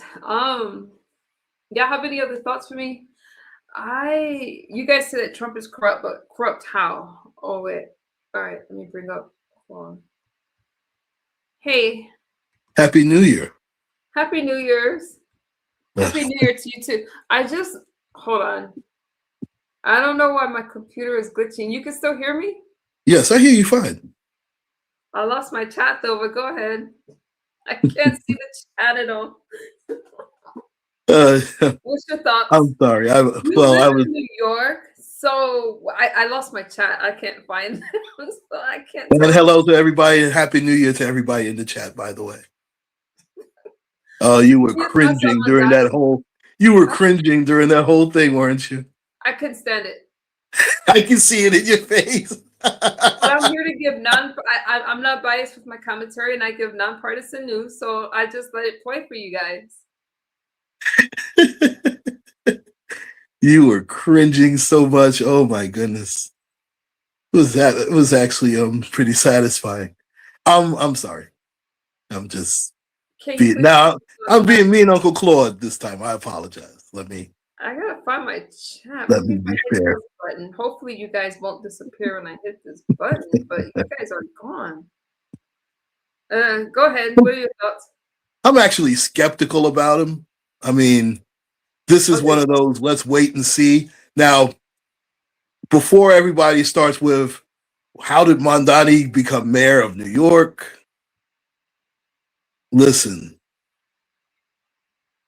the other choices were Andrew Cuomo and how many people were unalived in nursing homes under COVID, under his stewardship as governor. I guess people forgot about that, huh? And Curtis Sliwa, who Trump didn't even acknowledge. So he was literally the less of three evils. That's how Mamdani became mayor of New York City. I really didn't mean to highlight your comment, Nuri, because you're doing a lot, and I'm not gonna insult you though. And listen, New York City, I know this city like the back of my hand. Hang on. You said that I was going against my own interests. What are my interests? How can you tell me what my interests are, Nuri? Go ahead, Claude. Yes, you know the city. No, I was just explaining how Mamdani became mayor of New York City because I just showed you who he was going up against. When you look at who he was going up against and compared it to himself, it was very easy to see how he became mayor of New York City. Mayors have very little power to an extent. They do have power here in New York City. The only problem is this governor is going to sandbag him every step of the way. That's where I believe he's going to run into trouble. Go ahead. I'm on mute. He's gonna have trouble. The link is on my community wall. He's gonna have trouble, and where's all this money gonna come from for the free public transportation, childcare, and all of that? Where's this money gonna come from? Well, you've already labeled him. Well, he just acknowledged that he's a socialist. So I didn't label him anything. Those were his No, words. I said he. Yeah, I said he labeled himself. Hold on. I said he labeled himself as a socialist. I didn't say you did. I said he labeled himself as a socialist. See, he started jumping on me and didn't even let me talk.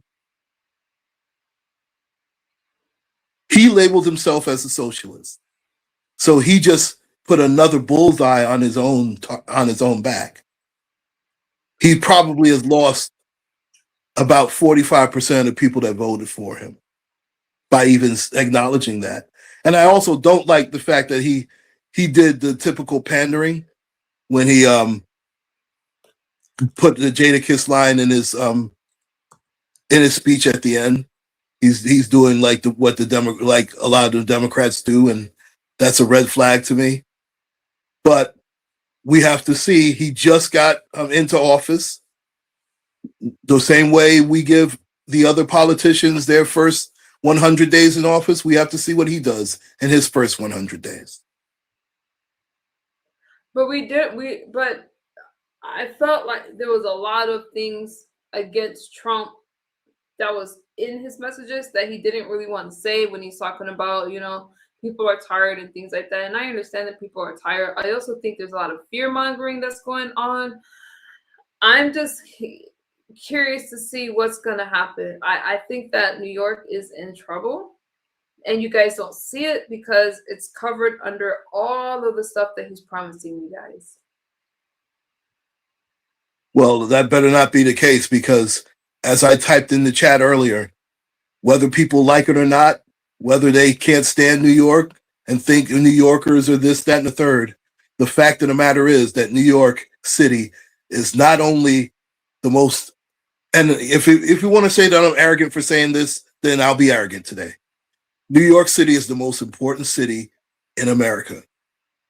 Why do I say that? New York City is the financial capital of the world. If New York crumbles, this country's in trouble. This country is in trouble if New York crumbles. I live in California. I'm gonna speak for California, but yes, it's a financial power. I mean, yes, I don't agree. We finally agree on something. So, we've agreed on many more things than that, but it's okay.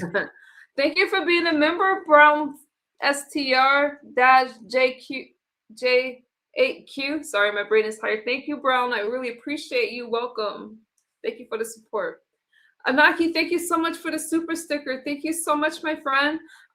I disagree, Uncle Claude. You always have a choice. You can always choose a non-political faction affiliated citizen with good merit and civic experience. That's not why you chose Mamdani.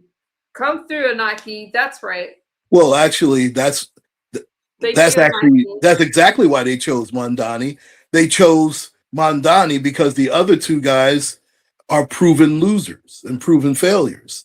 They figure they have nothing to lose and let's give Mamdani a try. So you've actually made my point, but I see what you're saying, though. Thank you. Wow. Okay. Maybe you're right. You're not a scholar. And again, as I mentioned, I'm skeptical. I mean, if he does a good job, I'll be the first person to admit it. And if he does a lousy job, I'll also be the first person to admit it. See, even though MU will not always acknowledge it, she knows that I'm pretty much right down the middle. I don't veer too much to the left. I don't veer too much to the right. If I see something, I call it out, whether they're Democratic, whether they're Republican or independent. I call it out. Wow. Did you ever get your collagen water, by the way? No, I forgot. I am thirsty, but it's been months. Huh? It's been months now. Oh no, I've been drinking it. Oh, yeah, I just asked you. You just said no. See, I thought you meant tonight. Brown says it kind of just became a vendetta. So Brown, it kind of just became a vendetta. Which part? California, Jackson. So Donald Trump won California. I don't know if that's going to happen again because the protests here, I've been seeing a lot more support for the blue, but California is a very liberal state. I am surprised that Donald Trump won. But when you're preaching the stuff that Harris was preaching, they ran a weak campaign, and that's why he won over California. We do want our borders protected. We still want our borders protected here. But California is so liberal, and we have a strong LGBTQIA community, and I don't feel, as a matter of fact, I know that Donald Trump isn't connecting with them. Yeah, but Kamala Harris wasn't connecting with anybody either. You said I mean, he wasn't she the district attorney in one of the cities in California? We're very familiar with her. She was not going to win California here. No, there's no way she was winning that. Political ideas shouldn't divide everyone, including family members. I absolutely agree with that. They sit at the same table, and we're dividing ourselves. I mean, whether you're Republican or Democrat, I could still have a conversation with you. I could sit at the same table with you. It shouldn't divide us at all. This country's been divided for years. Hi, America. But when you go, the Republicans and Democrats sit at the same table. The people, we divide ourselves, and for some reason, like there's a lot of like talk against the right, calling us like Satan whisperers or all kinds of things. But we all want the same things for our families and our country overall. We just have different ways of getting there. Well, that's because of the so-called cancel. The cancel culture has done that. I'm sorry, go ahead. The cancel culture has done that. That's neither left or right. It's just plain cancel culture that has ruined this country. Where you don't agree with me, so I'm canceling you. It's like a bunch of 5-year-olds in the sandbox. It's gotten pretty stupid. You should be able to voice your opinion without, like, for example, not a Charlie Kirk fan. Did he deserve to be murdered like that? I mean, unalived like that? Absolutely not. It's so, I mean, that's ridiculous. When you see people that say, oh, well, and make fun of it like it's cool, it's not. I mean, that's one example. And it works the other way, too. I mean, what happened to, and listen, I'm not comparing the two because, I mean, they couldn't be any more different. I mean, was it fine Malcolm X got unalived? Absolutely not. No one should be unalived because they feel a certain way. Yeah, Now, Charlie if Kirk you're, is hard. I'm sorry. Oh, go ahead.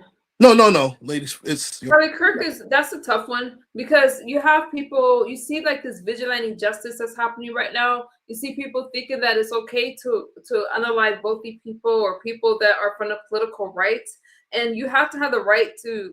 We either have freedom of speech or we don't. That's our constitutional right. It's within our Bill of Rights, right? And for people to call Tyler Robinson a hero is insane. I don't really understand it. Charlie Kirk is now a political martyr. So if you guys didn't like him, he's forever he's solidified in our history now. Thanks. He's forever young, that's for sure. And you understand that as well as anybody. The people that's coming against Erica, who just lost her husband, I'm not into all these conspiracies. I'd rather focus on Tyler Robinson and this trial. Well, you know how that's one of the few things that we actually agree upon as well. The treatment that Erica Kirk has been receiving has been dreadful. It's ridiculous. But read this. Oh wait. Sorry, I can't see the there it is. I've been taken to jail without having anything on me at all just because of the way I look. I have too, Brown. I can understand that. It doesn't feel good. Because of the way I look and whatever background from decades ago, and I have yet to see the justice of really the court makes. That is so unfortunate, Brown. I would like to see things like that change, and that's gonna take some work. It shouldn't happen. I'm so sorry. I remember I was accosted one time, and the only thing that saved me from getting arrested was the fact that I was a veteran. Too bad. That's horrible. Jackson, you're right. He is one of many. I live in California. I was only 20 years old at the time. 20 years old. Wow. And I was, and it was crazy because I was on my way to see my mom. And of course, I quote unquote fit the description. So I don't want to hear that racism doesn't exist. Racism is alive and well. It's just, you know, they just try to explain it a little bit better now. I'm sorry. Making sure everyone is actually owning up to the part is cost me over $12,000 in bail bonds, but including days lost of work. Brown, how are you doing today? That's horrible. I'm so sorry. This world is controlled by evil. I was taken to jail because I looked like a meth head. I don't know what meth heads look like. I mean, that's just so, wow, well, yeah. Misunderstood. You look like a Cali girl. I'm a Cali girl. Thank you. I appreciate it. Charges were dropped on both incidents. Yeah, but it costs time to work and stuff like that. And that it's just horrible. I wonder what legal counsel that you could get so you could get some type of retribution. Got to be some type of way for that. Racism doesn't exist from Syria and Denmark. Determining if it is safe to return is very complex, difficult understatement. We have many. Maybe I missed something in that comment. Maybe. Oh, it's a lot, you guys, and I don't want you to think that just because my views are a little different that I don't hear you. I hear you guys, and that's why I try to have conversations just so we can talk, maybe come to an understanding or agree to disagree. As long as it's respectful, I'm all for it. So there's a great blessing of knowing I'm okay, still able to pay my child support, back pay, and other bills. Amen, Brown. Got that right. You're good, Feronia. Thank you, Asavi. They could be looking for 5 foot male. Ooh. Yeah, and I know that there's a lot of experiences that's not okay in the United States, and there's a lot of fear that's going on. Oh Lord. I'm not going to stay up too long, because I know I'm gonna have to go back because I mean Dr. Manhattan is pretty much holding the fort by himself, and it's not fair to him. Is that you backstage? Yeah. Can you say more? Is that you? No, is it me? Why does it sound different? Oh, Lord. Yo, is it me? Okay. Is it me? Is it Rob? All right. That's Rob. Happy New Year. Happy New Year, brother. Three different times, man, and you didn't say anything. Yeah. All right, let me stick with the subject. Yeah, see, yeah. Let me see. She's something else, man. I really have no idea why it became so normal here, at least in my part of the county. So Brown, you went through something that's hi Leroy. You went through something that's really hard to go through. And unless you've been through it, you really, I sympathize with what you've gone through. It shouldn't happen, and I'm hoping that it gets better. And I guess the only way for it to get better is for people to get more educated and for these police officers to be held accountable. However that's gonna happen. Go ahead, you guys. What did you want to add?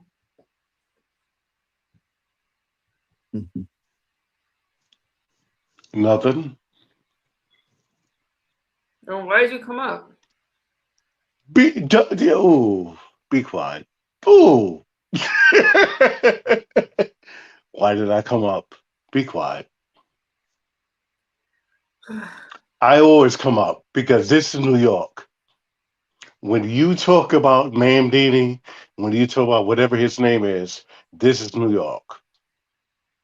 So I'm always going to have something to say. I mean, because I didn't vote. Actually, I didn't vote, but it's like this is what it is for the mayor of New York City. You feel me? Didn't vote for the president, or you didn't vote for the mayor? I don't want to talk about the president. Fuck the president. Watch the language. Watch the language. But Okay, sorry. But I always told you, it doesn't matter about the president when it comes to these states, because it always be about the mayor and the governor. That's what counts of the states. The mayor and the governor, not the president. It don't matter about Trump. The mayor and the governor. It does matter about Trump. It does matter about Trump. We're not going to disrespect our president. No, I'm actually giving you a good thing of Donald Trump, because I'm saying of the states that happens with the states, it actually don't have nothing to do. Well, you know what? Because he talked shit about the mayor today. He did. Can we stick on Mamdani though? We're under Mamdani. Can we? He did talk about Mamdani. Okay, no, because it like another president like Obama, he wouldn't do that. But no. Can we stick with No. Okay. Mamdani. Okay, yeah, I know that, fool. I'm just saying, like here right now, like usually it's not even about the president. Like it's all about the governor and the mayor. And the mayor, he went a couple of months ago, and he went to go for Donald Trump, and he said, "Oh, hey, how you doing? Hey, what's going on? And what we gonna do for for the city and stuff like that?" And Trump was like, "Yeah, everything's fine, everything's good with you and blah. I didn't like you before, but I like you now, and everything like this." And then now he's like, "Oh, I don't know, that nigga crazy." Let me get to Mamdani. Okay, I hear you. Okay, good. So Mamdani, yeah, I don't know what you're talking about right now. Mamdani. Oh, you have no idea what I'm talking about? I get you. Trump. Being a democratic socialist, I'm going to tell you guys again, when it comes Go ahead. Don't do that. When it comes to I love you. Go ahead. God. I'm done. I'm going to shut up. Go ahead.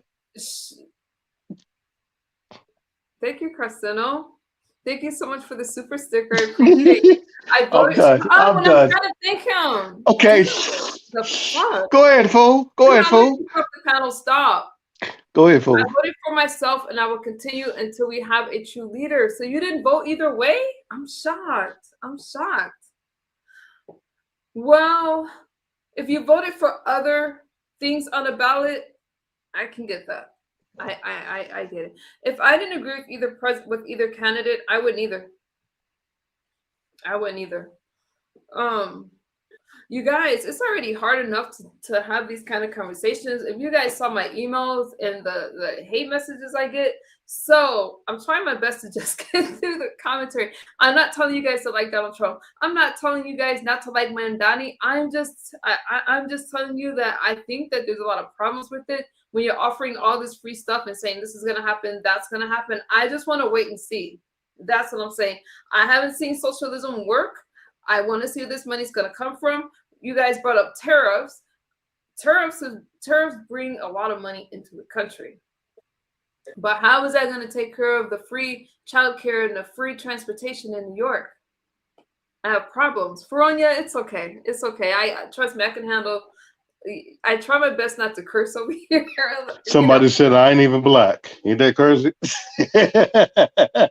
I saw somebody say I'm not even black.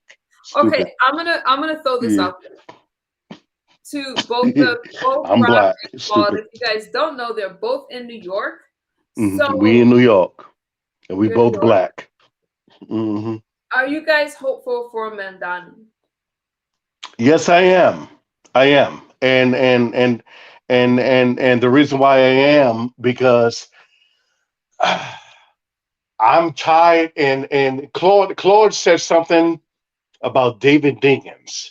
Now we going old school and you don't know anything sorry. You know what I'm about to say. MU, you have no idea what we're talking about. But we going old school now with David Dinkins. David Dinkins was the worst, in my opinion, the worst mayor in New York City. Absolutely not. But go ahead. Yes, he was. He was so Rudolph Giuliani was better than Dinkins. Yes, he was. Yes, he was. Okay. Yes, he was. Rudolph Giuliani was. Yes, he was. Mr. Stop and Frisk.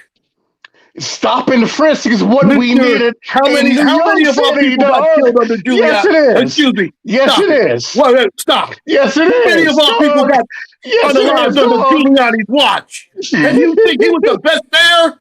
Come on. That clown? Giuliani? Yes. Oh, God. Yes. Hang on, yes. Yes. And Bloomberg. Bloomberg after that. And Bloomberg after that. Okay, Dr. Manhattan, thank you so much for the super sticker, you guys. And I see your donations in the chat. Thank you guys. In my clouds. Mute Rob for 5 minutes. Dr. Manhattan, what's wrong with him? What's wrong with him? Even Cameron said in one of his songs that these people love me like David Dinkins. These hustlers in New York love me like David Dinkins. Okay, even Cameron knew that. Can we get back to what he did when all these people used to sell drugs and do all this shit? And did all this stuff in New York back in the 80s and the early 90s. Come on, man. David Dinkins was horrible. He was a horrible mayor. Horrible mayor. I wanted Curtis Sleever. That's who I wanted to be our mayor for New York. To clean up this train station stuff that's going on here in New York. That's the disgusting stuff that's going on here where people is getting murdered and stabbed and shot on the subway. That was happening under Giuliani's watch. Oh, come on, man. First off, stop. Now it's time for me to talk. Come on, man. First off, crime started going down under Dinkins' watch. Before Giuliani got Oh, my God. That's when crime first started going down in the city. David Dinkins' big problem was he tried to please everyone and couldn't please anyone. That was Dinkins' problem. That's first and foremost. And we all know if you piss a certain people in New York City off, you're done. You know it, and I know it, and you know what I'm talking about. Misunderstood. If you go against a certain people in New York City, and I'm not even going to use. She's not from here. If you go against those people in New York City, you're one and done. Ask Mayor Adams. Okay, can I ask you guys a question? I'm gonna ask Claude first, and then Rob, you can go after. So well, it's not even a question. So here it is. So Mr. Money said, "Stop it!" Exclamation mark. Stop and frisk was the worst thing that ever happened to the city. What do you guys say, Claude? You go. City. Excuse me. See, I almost made the mistake and called him Adolf Giuliani. Rudolph Giuliani is an absolute. He was the only thing I will give Rudolph Giuliani credit for, and even that became a double-edged sword. Was he did clean up Times Square because Times Square was ridiculous. He did. That's the one thing I have to give him credit on. But he turned it into the Disney part, and that was an absolute joke. He was wrong with that. Now Times Square looks like Times Square. And you know what I'm talking about, Rob. Am I wrong or not? Claude, I know, brother. Am I telling the truth? Because it was on the peep show. Remember the 50-cent peep shows? Remember them? No, actually, they were 25-cent peep shows. Well, 25 cents. Okay, yeah. We was, I remember. Yeah, I remember those. I'm 56. Yeah. Trust me, I remember hopping the peep shows. I'm telling myself, I was 13 years old, hopping the turnstile, going to Times Square and skipping school. I remember those days. Yeah, that's when the city was the city. But that's another story. And I will say, my city has to have a little bit of grit to it, but it was ridiculous, Times Square back in the day.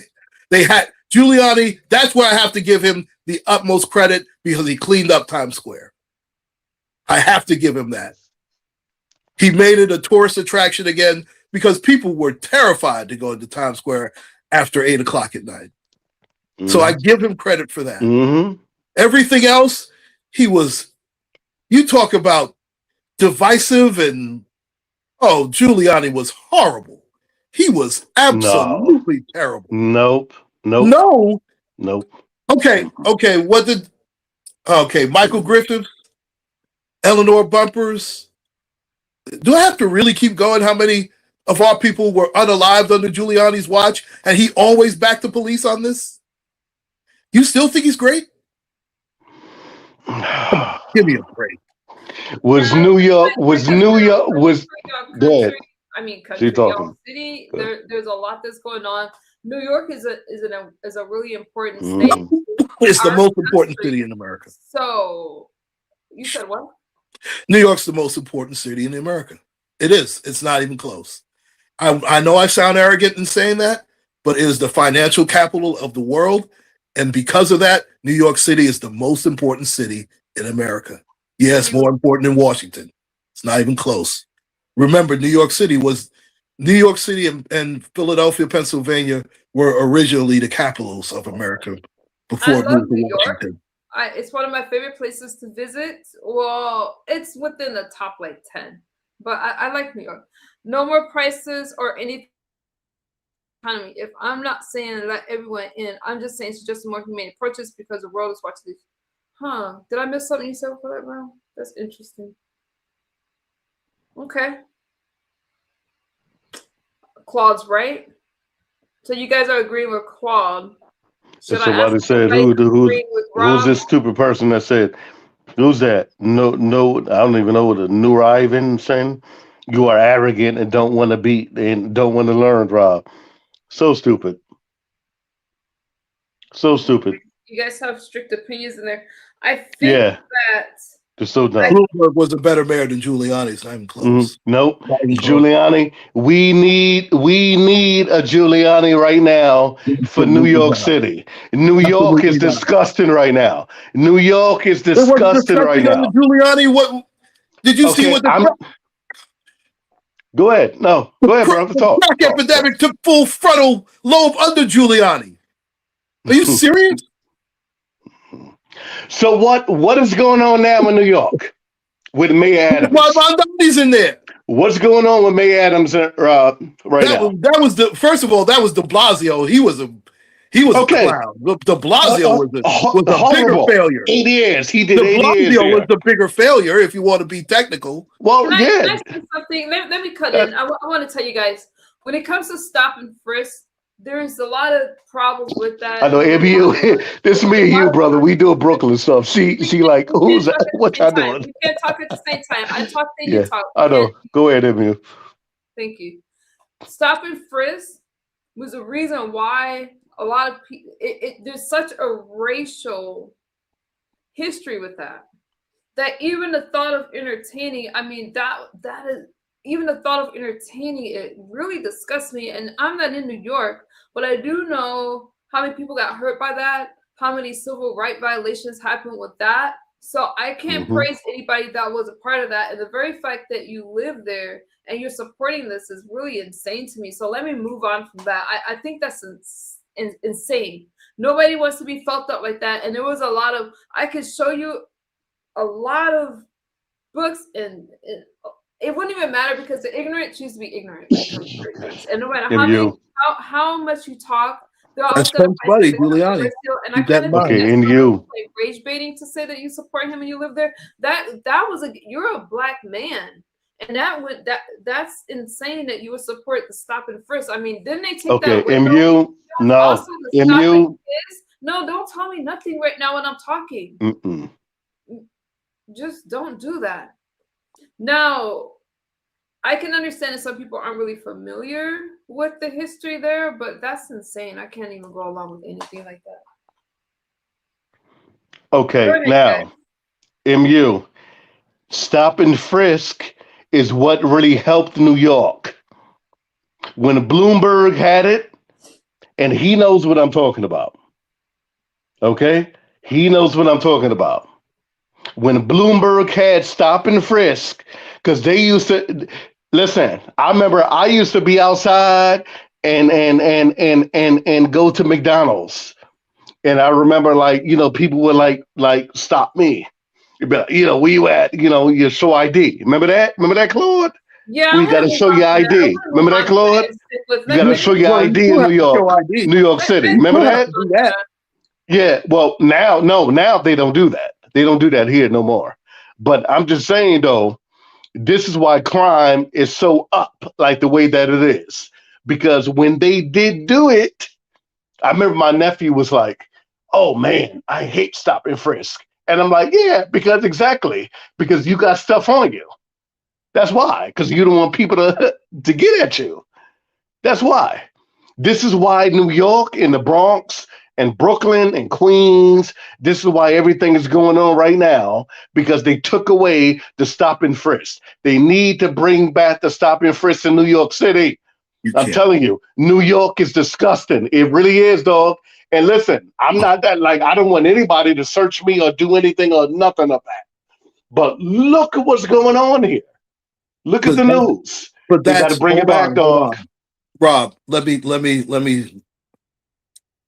The problem is that's not a stop and frisk issue. It's a drug issue. All right, bro. That's part of it because you don't have the facilities now to put these people in because that's been cut by Yokel Hokel and friends. Yeah, Hokel. Okay. She's an absolute disgrace. Mm-hmm. And you have these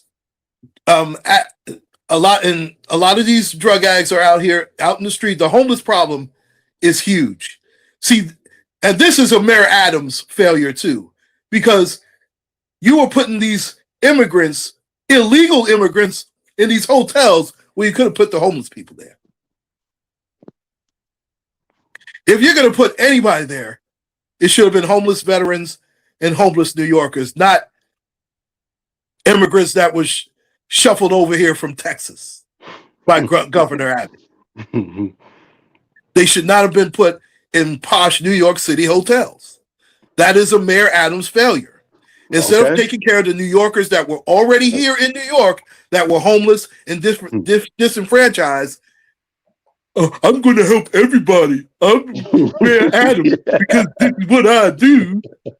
Well, you put them all in these plush hotels, and you have homeless veterans out here suffering. So Mayor Adams was a huge disgrace when it comes to that. That's why Mamdani's in office. I've already explained why he was picked over the past governor Cuomo, and of course, listen, Curtis Sliwa. Anybody who thinks he's great, that's the same guy who essayed his ex-wife, used to allegedly beat on his ex-wife. He can't even handle his own household. We don't care about that. Give me a break. We don't care about that. You don't care about a man beating on his woman, allegedly? Let me tell you something. Man. Let me tell you something, man. He was the best man for New York City, Curtis Sliwa. I don't care about what he did or what maybe somebody said something or what his woman did. I don't care about none of that. He was the best man for New York City. Curtis Sliwa, the guardian angel, because he's in the subways. Do you know how much? Do you know how much stuff that goes on in that subway? You know that goes on in that subway, right? He's a phony. I'm pretty sure he's a phony. And them guardian angels. Do you know what goes on in them subways? I know. I've been in the subways. You act like it's disgusting down there. I know that, and it's also disgusting when you beat on your wife, allegedly. Them subways are worse. I don't want a wife being on. He was like, "What the hell are you talking about?" Yeah, you know who Lisa Evers is, right? Huh? You know who Lisa Evers is? I heard the name before, but I'm not. You know, on Fox 5. She does Street Soldiers. Okay, used to come on Hot 97. Yes, I do know her. Yes, yeah, that's Curtis Sliwa's ex-wife. Ask Lisa Evers about Curtis Sliwa. Okay, listen, it happens. There's many people that got. It's not like you quote unquote it happened. There's many people that got to say something about me for back in the days. It don't matter. They will say, "Oh, Rob, you said something back in 2010." Like it don't matter. And actually administering punishment to somebody who you claim to love are two different things. Oh, please. Please. Claude, you can't be serious, man. Claude. You can't be serious. Claude. Yeah, this is troll. I know this is trolling 101 now. Got to be. I'm on mute. Yeah, there's a lot that there's a Lord, lot. something else, man. I'll tell you. I'm not trying to. I'm from Brooklyn though, and he's from New York. Or make light. I'm not trying to make light over things. Yes, sir. Like somebody was saying earlier, Zeno was saying actually, he didn't vote for either candidate. I think this last election was hard, but we got midterms coming up. I'm wondering if Congress is going to stay Republican. I feel that there's going to be a shift. And that's because people are tired. And you can tell that people are tired because they voted Mamdani in office. I don't know. I like Rob. You better like Rob. You can't even say his name, can you? You can't even say his name. I can't say what? Every time you say Mamdani, it's like I don't even want to hear the name. Mamdani. You don't even want to say it. Zoran Mamdani. How bad? Look at her. I'm trying my best to be non-biased. I'm trying to give you nonpartisan news. Yeah, I know you're trying. It's just going against your very fiber. I'm looking right at it. This is like just like hell no. You know what? That would be like me if I actually won the cooking contest. It is going against her soul. Oh my goodness. It is. It's okay. It threw her damn soul. She ain't doing it.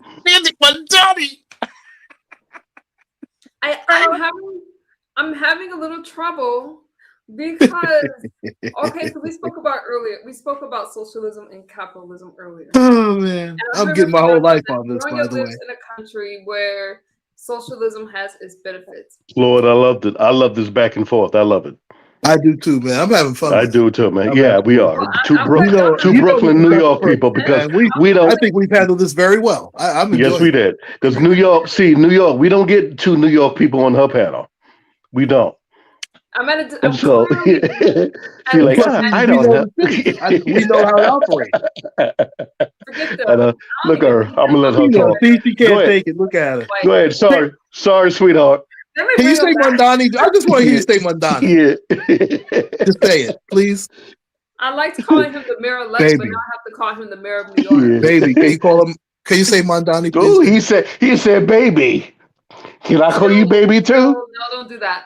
No. Don't do that.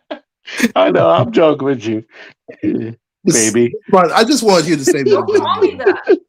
So, I know. Okay, I apologize. Shush. I apologize. Just call me. And let me put them on mute. Let me put them on mute. All right. I don't really have a problem, but I don't see where all this free stuff is gonna come from. I really feel that he sold a dream because the money has to come from somewhere. He has to take it from somewhere. All right. New York is notorious for public transportation. Now all of a sudden it's going to be free. That was a huge revenue for the state. I have problems with it. I have problems with all of it. And I hate to sound like a pessimist, but I'm a realist and I don't see it happening the way that we think it's going to happen.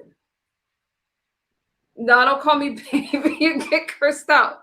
But will you guys live there? You hear my point, Claude? Okay, you guys aren't skeptical. That could be just me.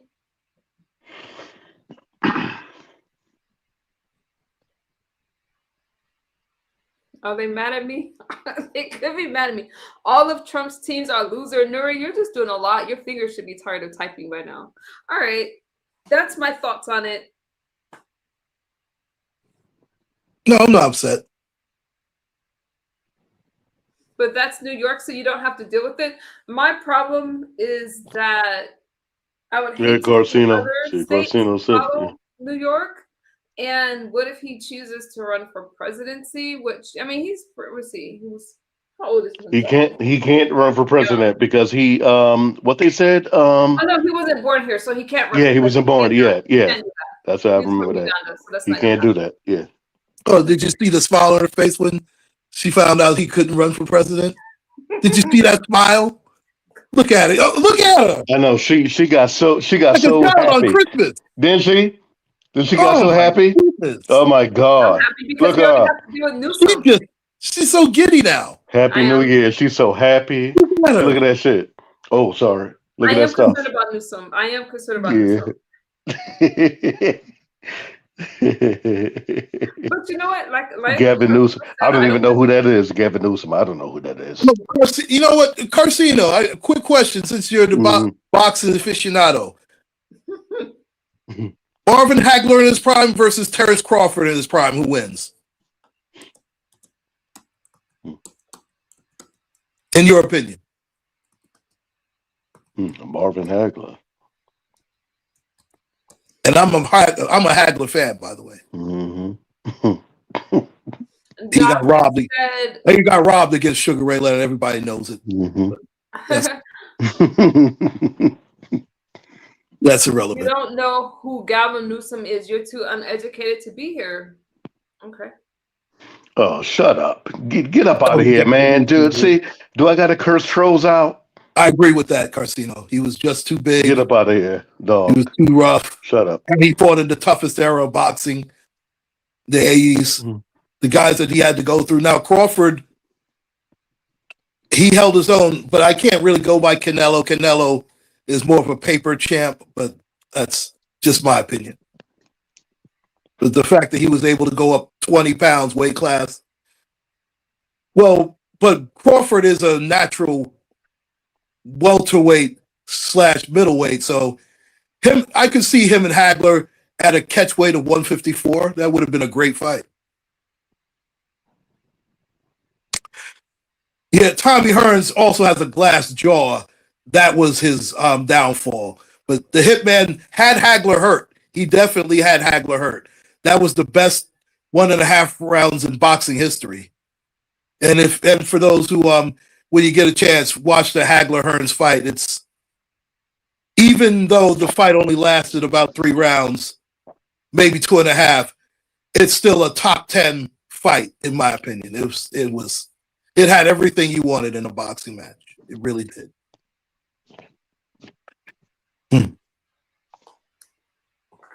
Okay, now I know I'm off topic. I'm sorry. Hang on. Thank you guys. I see your Cash App. You said what? I'm not reading that out loud. I'm not reading that. Sorry. I'm not reading that comment. Are you okay? Every time I'll tell you guys about it later. Not here. She made me so laugh. She made me so laugh. So bad. You okay? I'm never okay. I hear that name Mamdani, every time I hear that name Mamdani, I play Terminator theme music, Misunderstood versus the Machine. I don't even like saying the name. I see it. It's just it's hilarious. It's something else. What's your new name, Miss Mamdani? I tried to hide the way that I You're failing miserably. The way that I felt. Guys, I am neutral. I am neutral. I'm really having fun with this. I really am. I know you are. I know you are. You fool. You a fool. Thank you, Nike. I appreciate you. Are you a fool? I can't You a keep up fool. with your donations with it. Yeah, you a fool.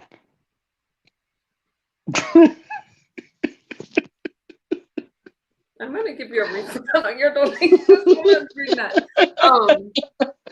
You guys are doing a lot. This is a fun chat. She is struggling so much with this. This is a fun chat. Okay, It's like, yeah, she was blush. She was blush. Stop blushing. Everybody Because blushing. I'll be mad. I'll be angry.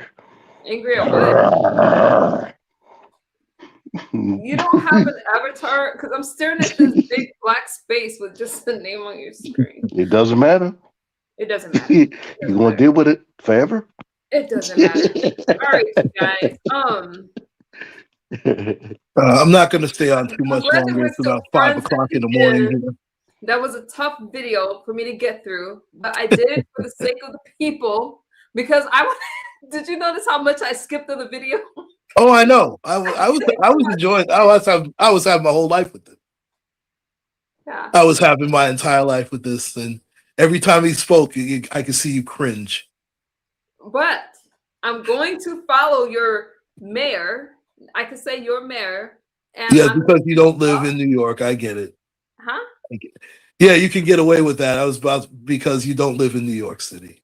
I can get away with it. You can't Yeah. say your president, but I can say your mayor. Because I didn't vote for this man. He's not. I mean, he's the president of the United States. I'm going to give him the proper respect, but I'm not. You know how I feel about Donald Trump. You know how I feel about him.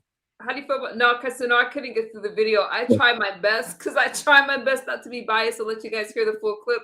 I couldn't do it. I tried to start Bernie Sanders I wanted to hear from, but the rest of it I was just like Another phony.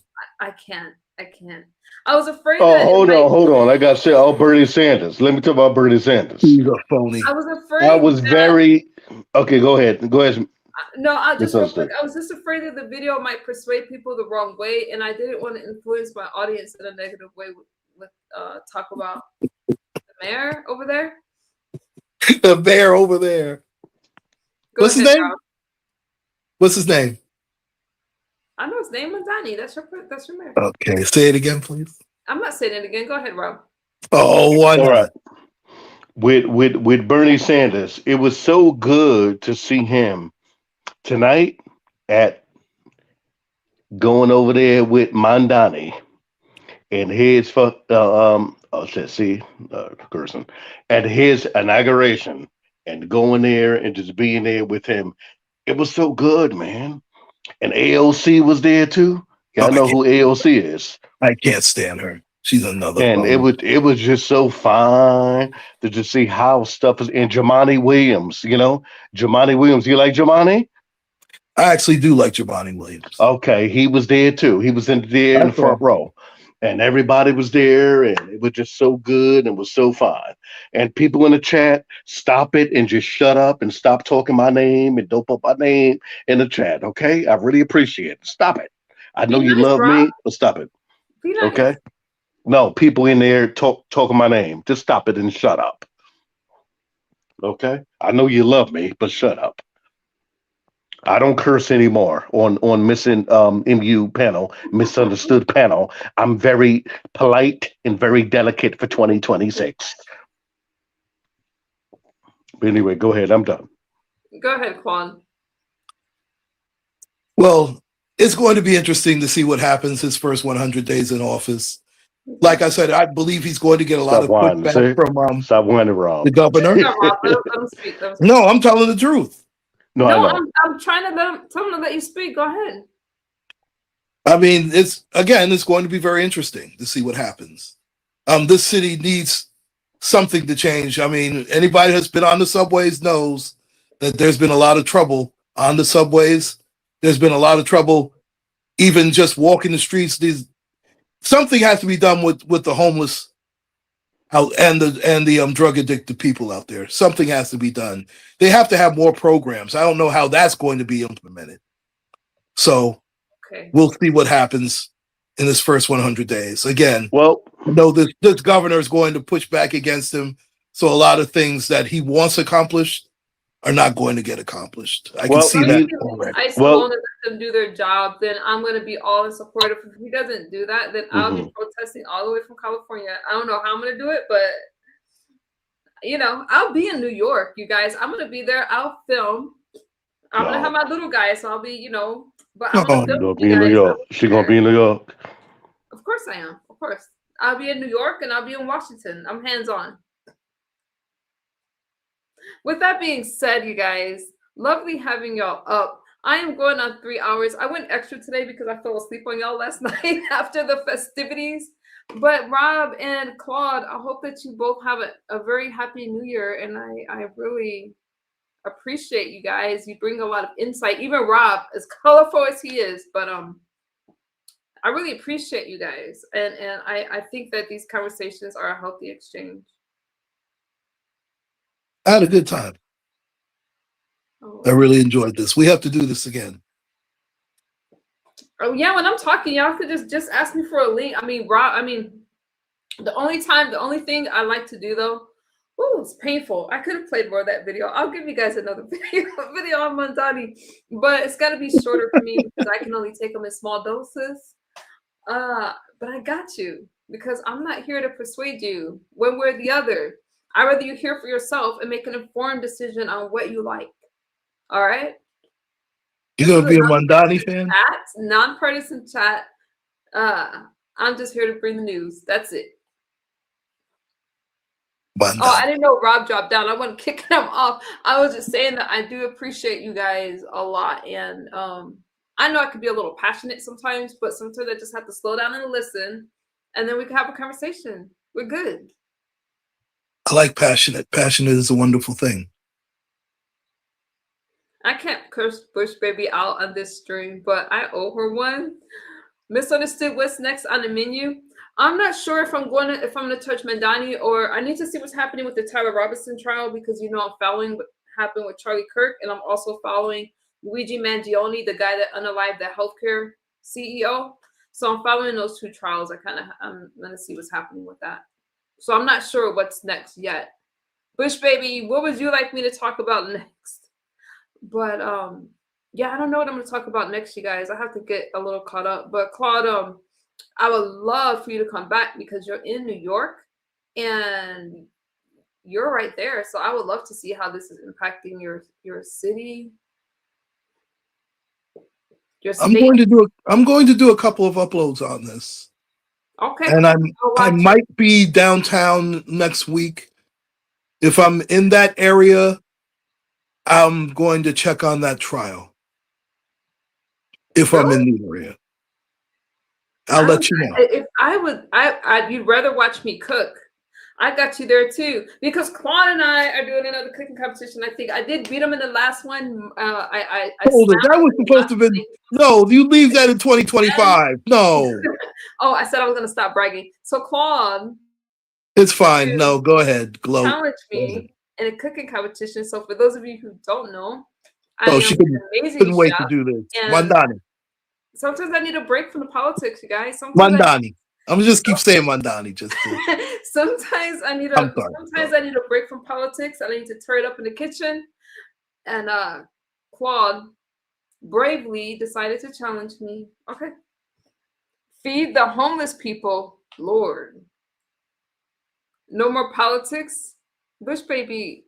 Shut All right, Claude, I gotta get out of here. You are just, oh my goodness, this is great. Oh, this might be the most fun one. This is crazy. Yeah, I gotta go to bed. My brain is I have to get ready for my doctor's appointment later on today. Say a couple of prayers. I will. And I'll talk to you later. Okay, have a good night. Right. Good morning, my love. Oh, that's right. It's morning time. I'm so sorry. Asabi, what's wrong with them? What's wrong with her? I don't know what's wrong with Bush baby. Y'all, yeah. Prayers for the doctors. You guys, when I'm tired, my brain literally shuts down and I get like this. So I'm gonna say to Robin, Claude, thank you guys for coming up. Asabi, Dr. Manhattan, and Claude, thank y'all for modding my chat. It was not easy. Asabi, it was not easy. Asabi, I missed you. I hope that everything is well. A little salt and sugar. What? A little salt and sugar.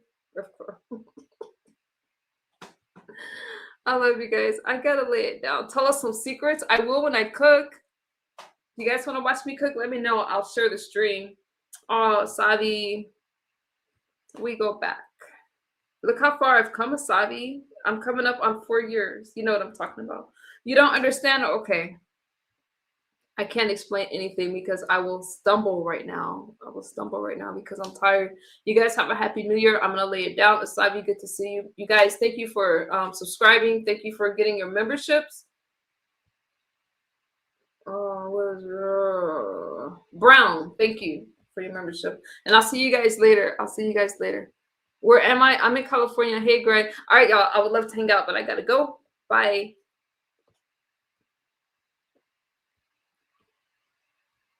Bush baby, we're not done, but we're done for tonight. You look amazing. Oh, thank you so much, you guys. Talk soon.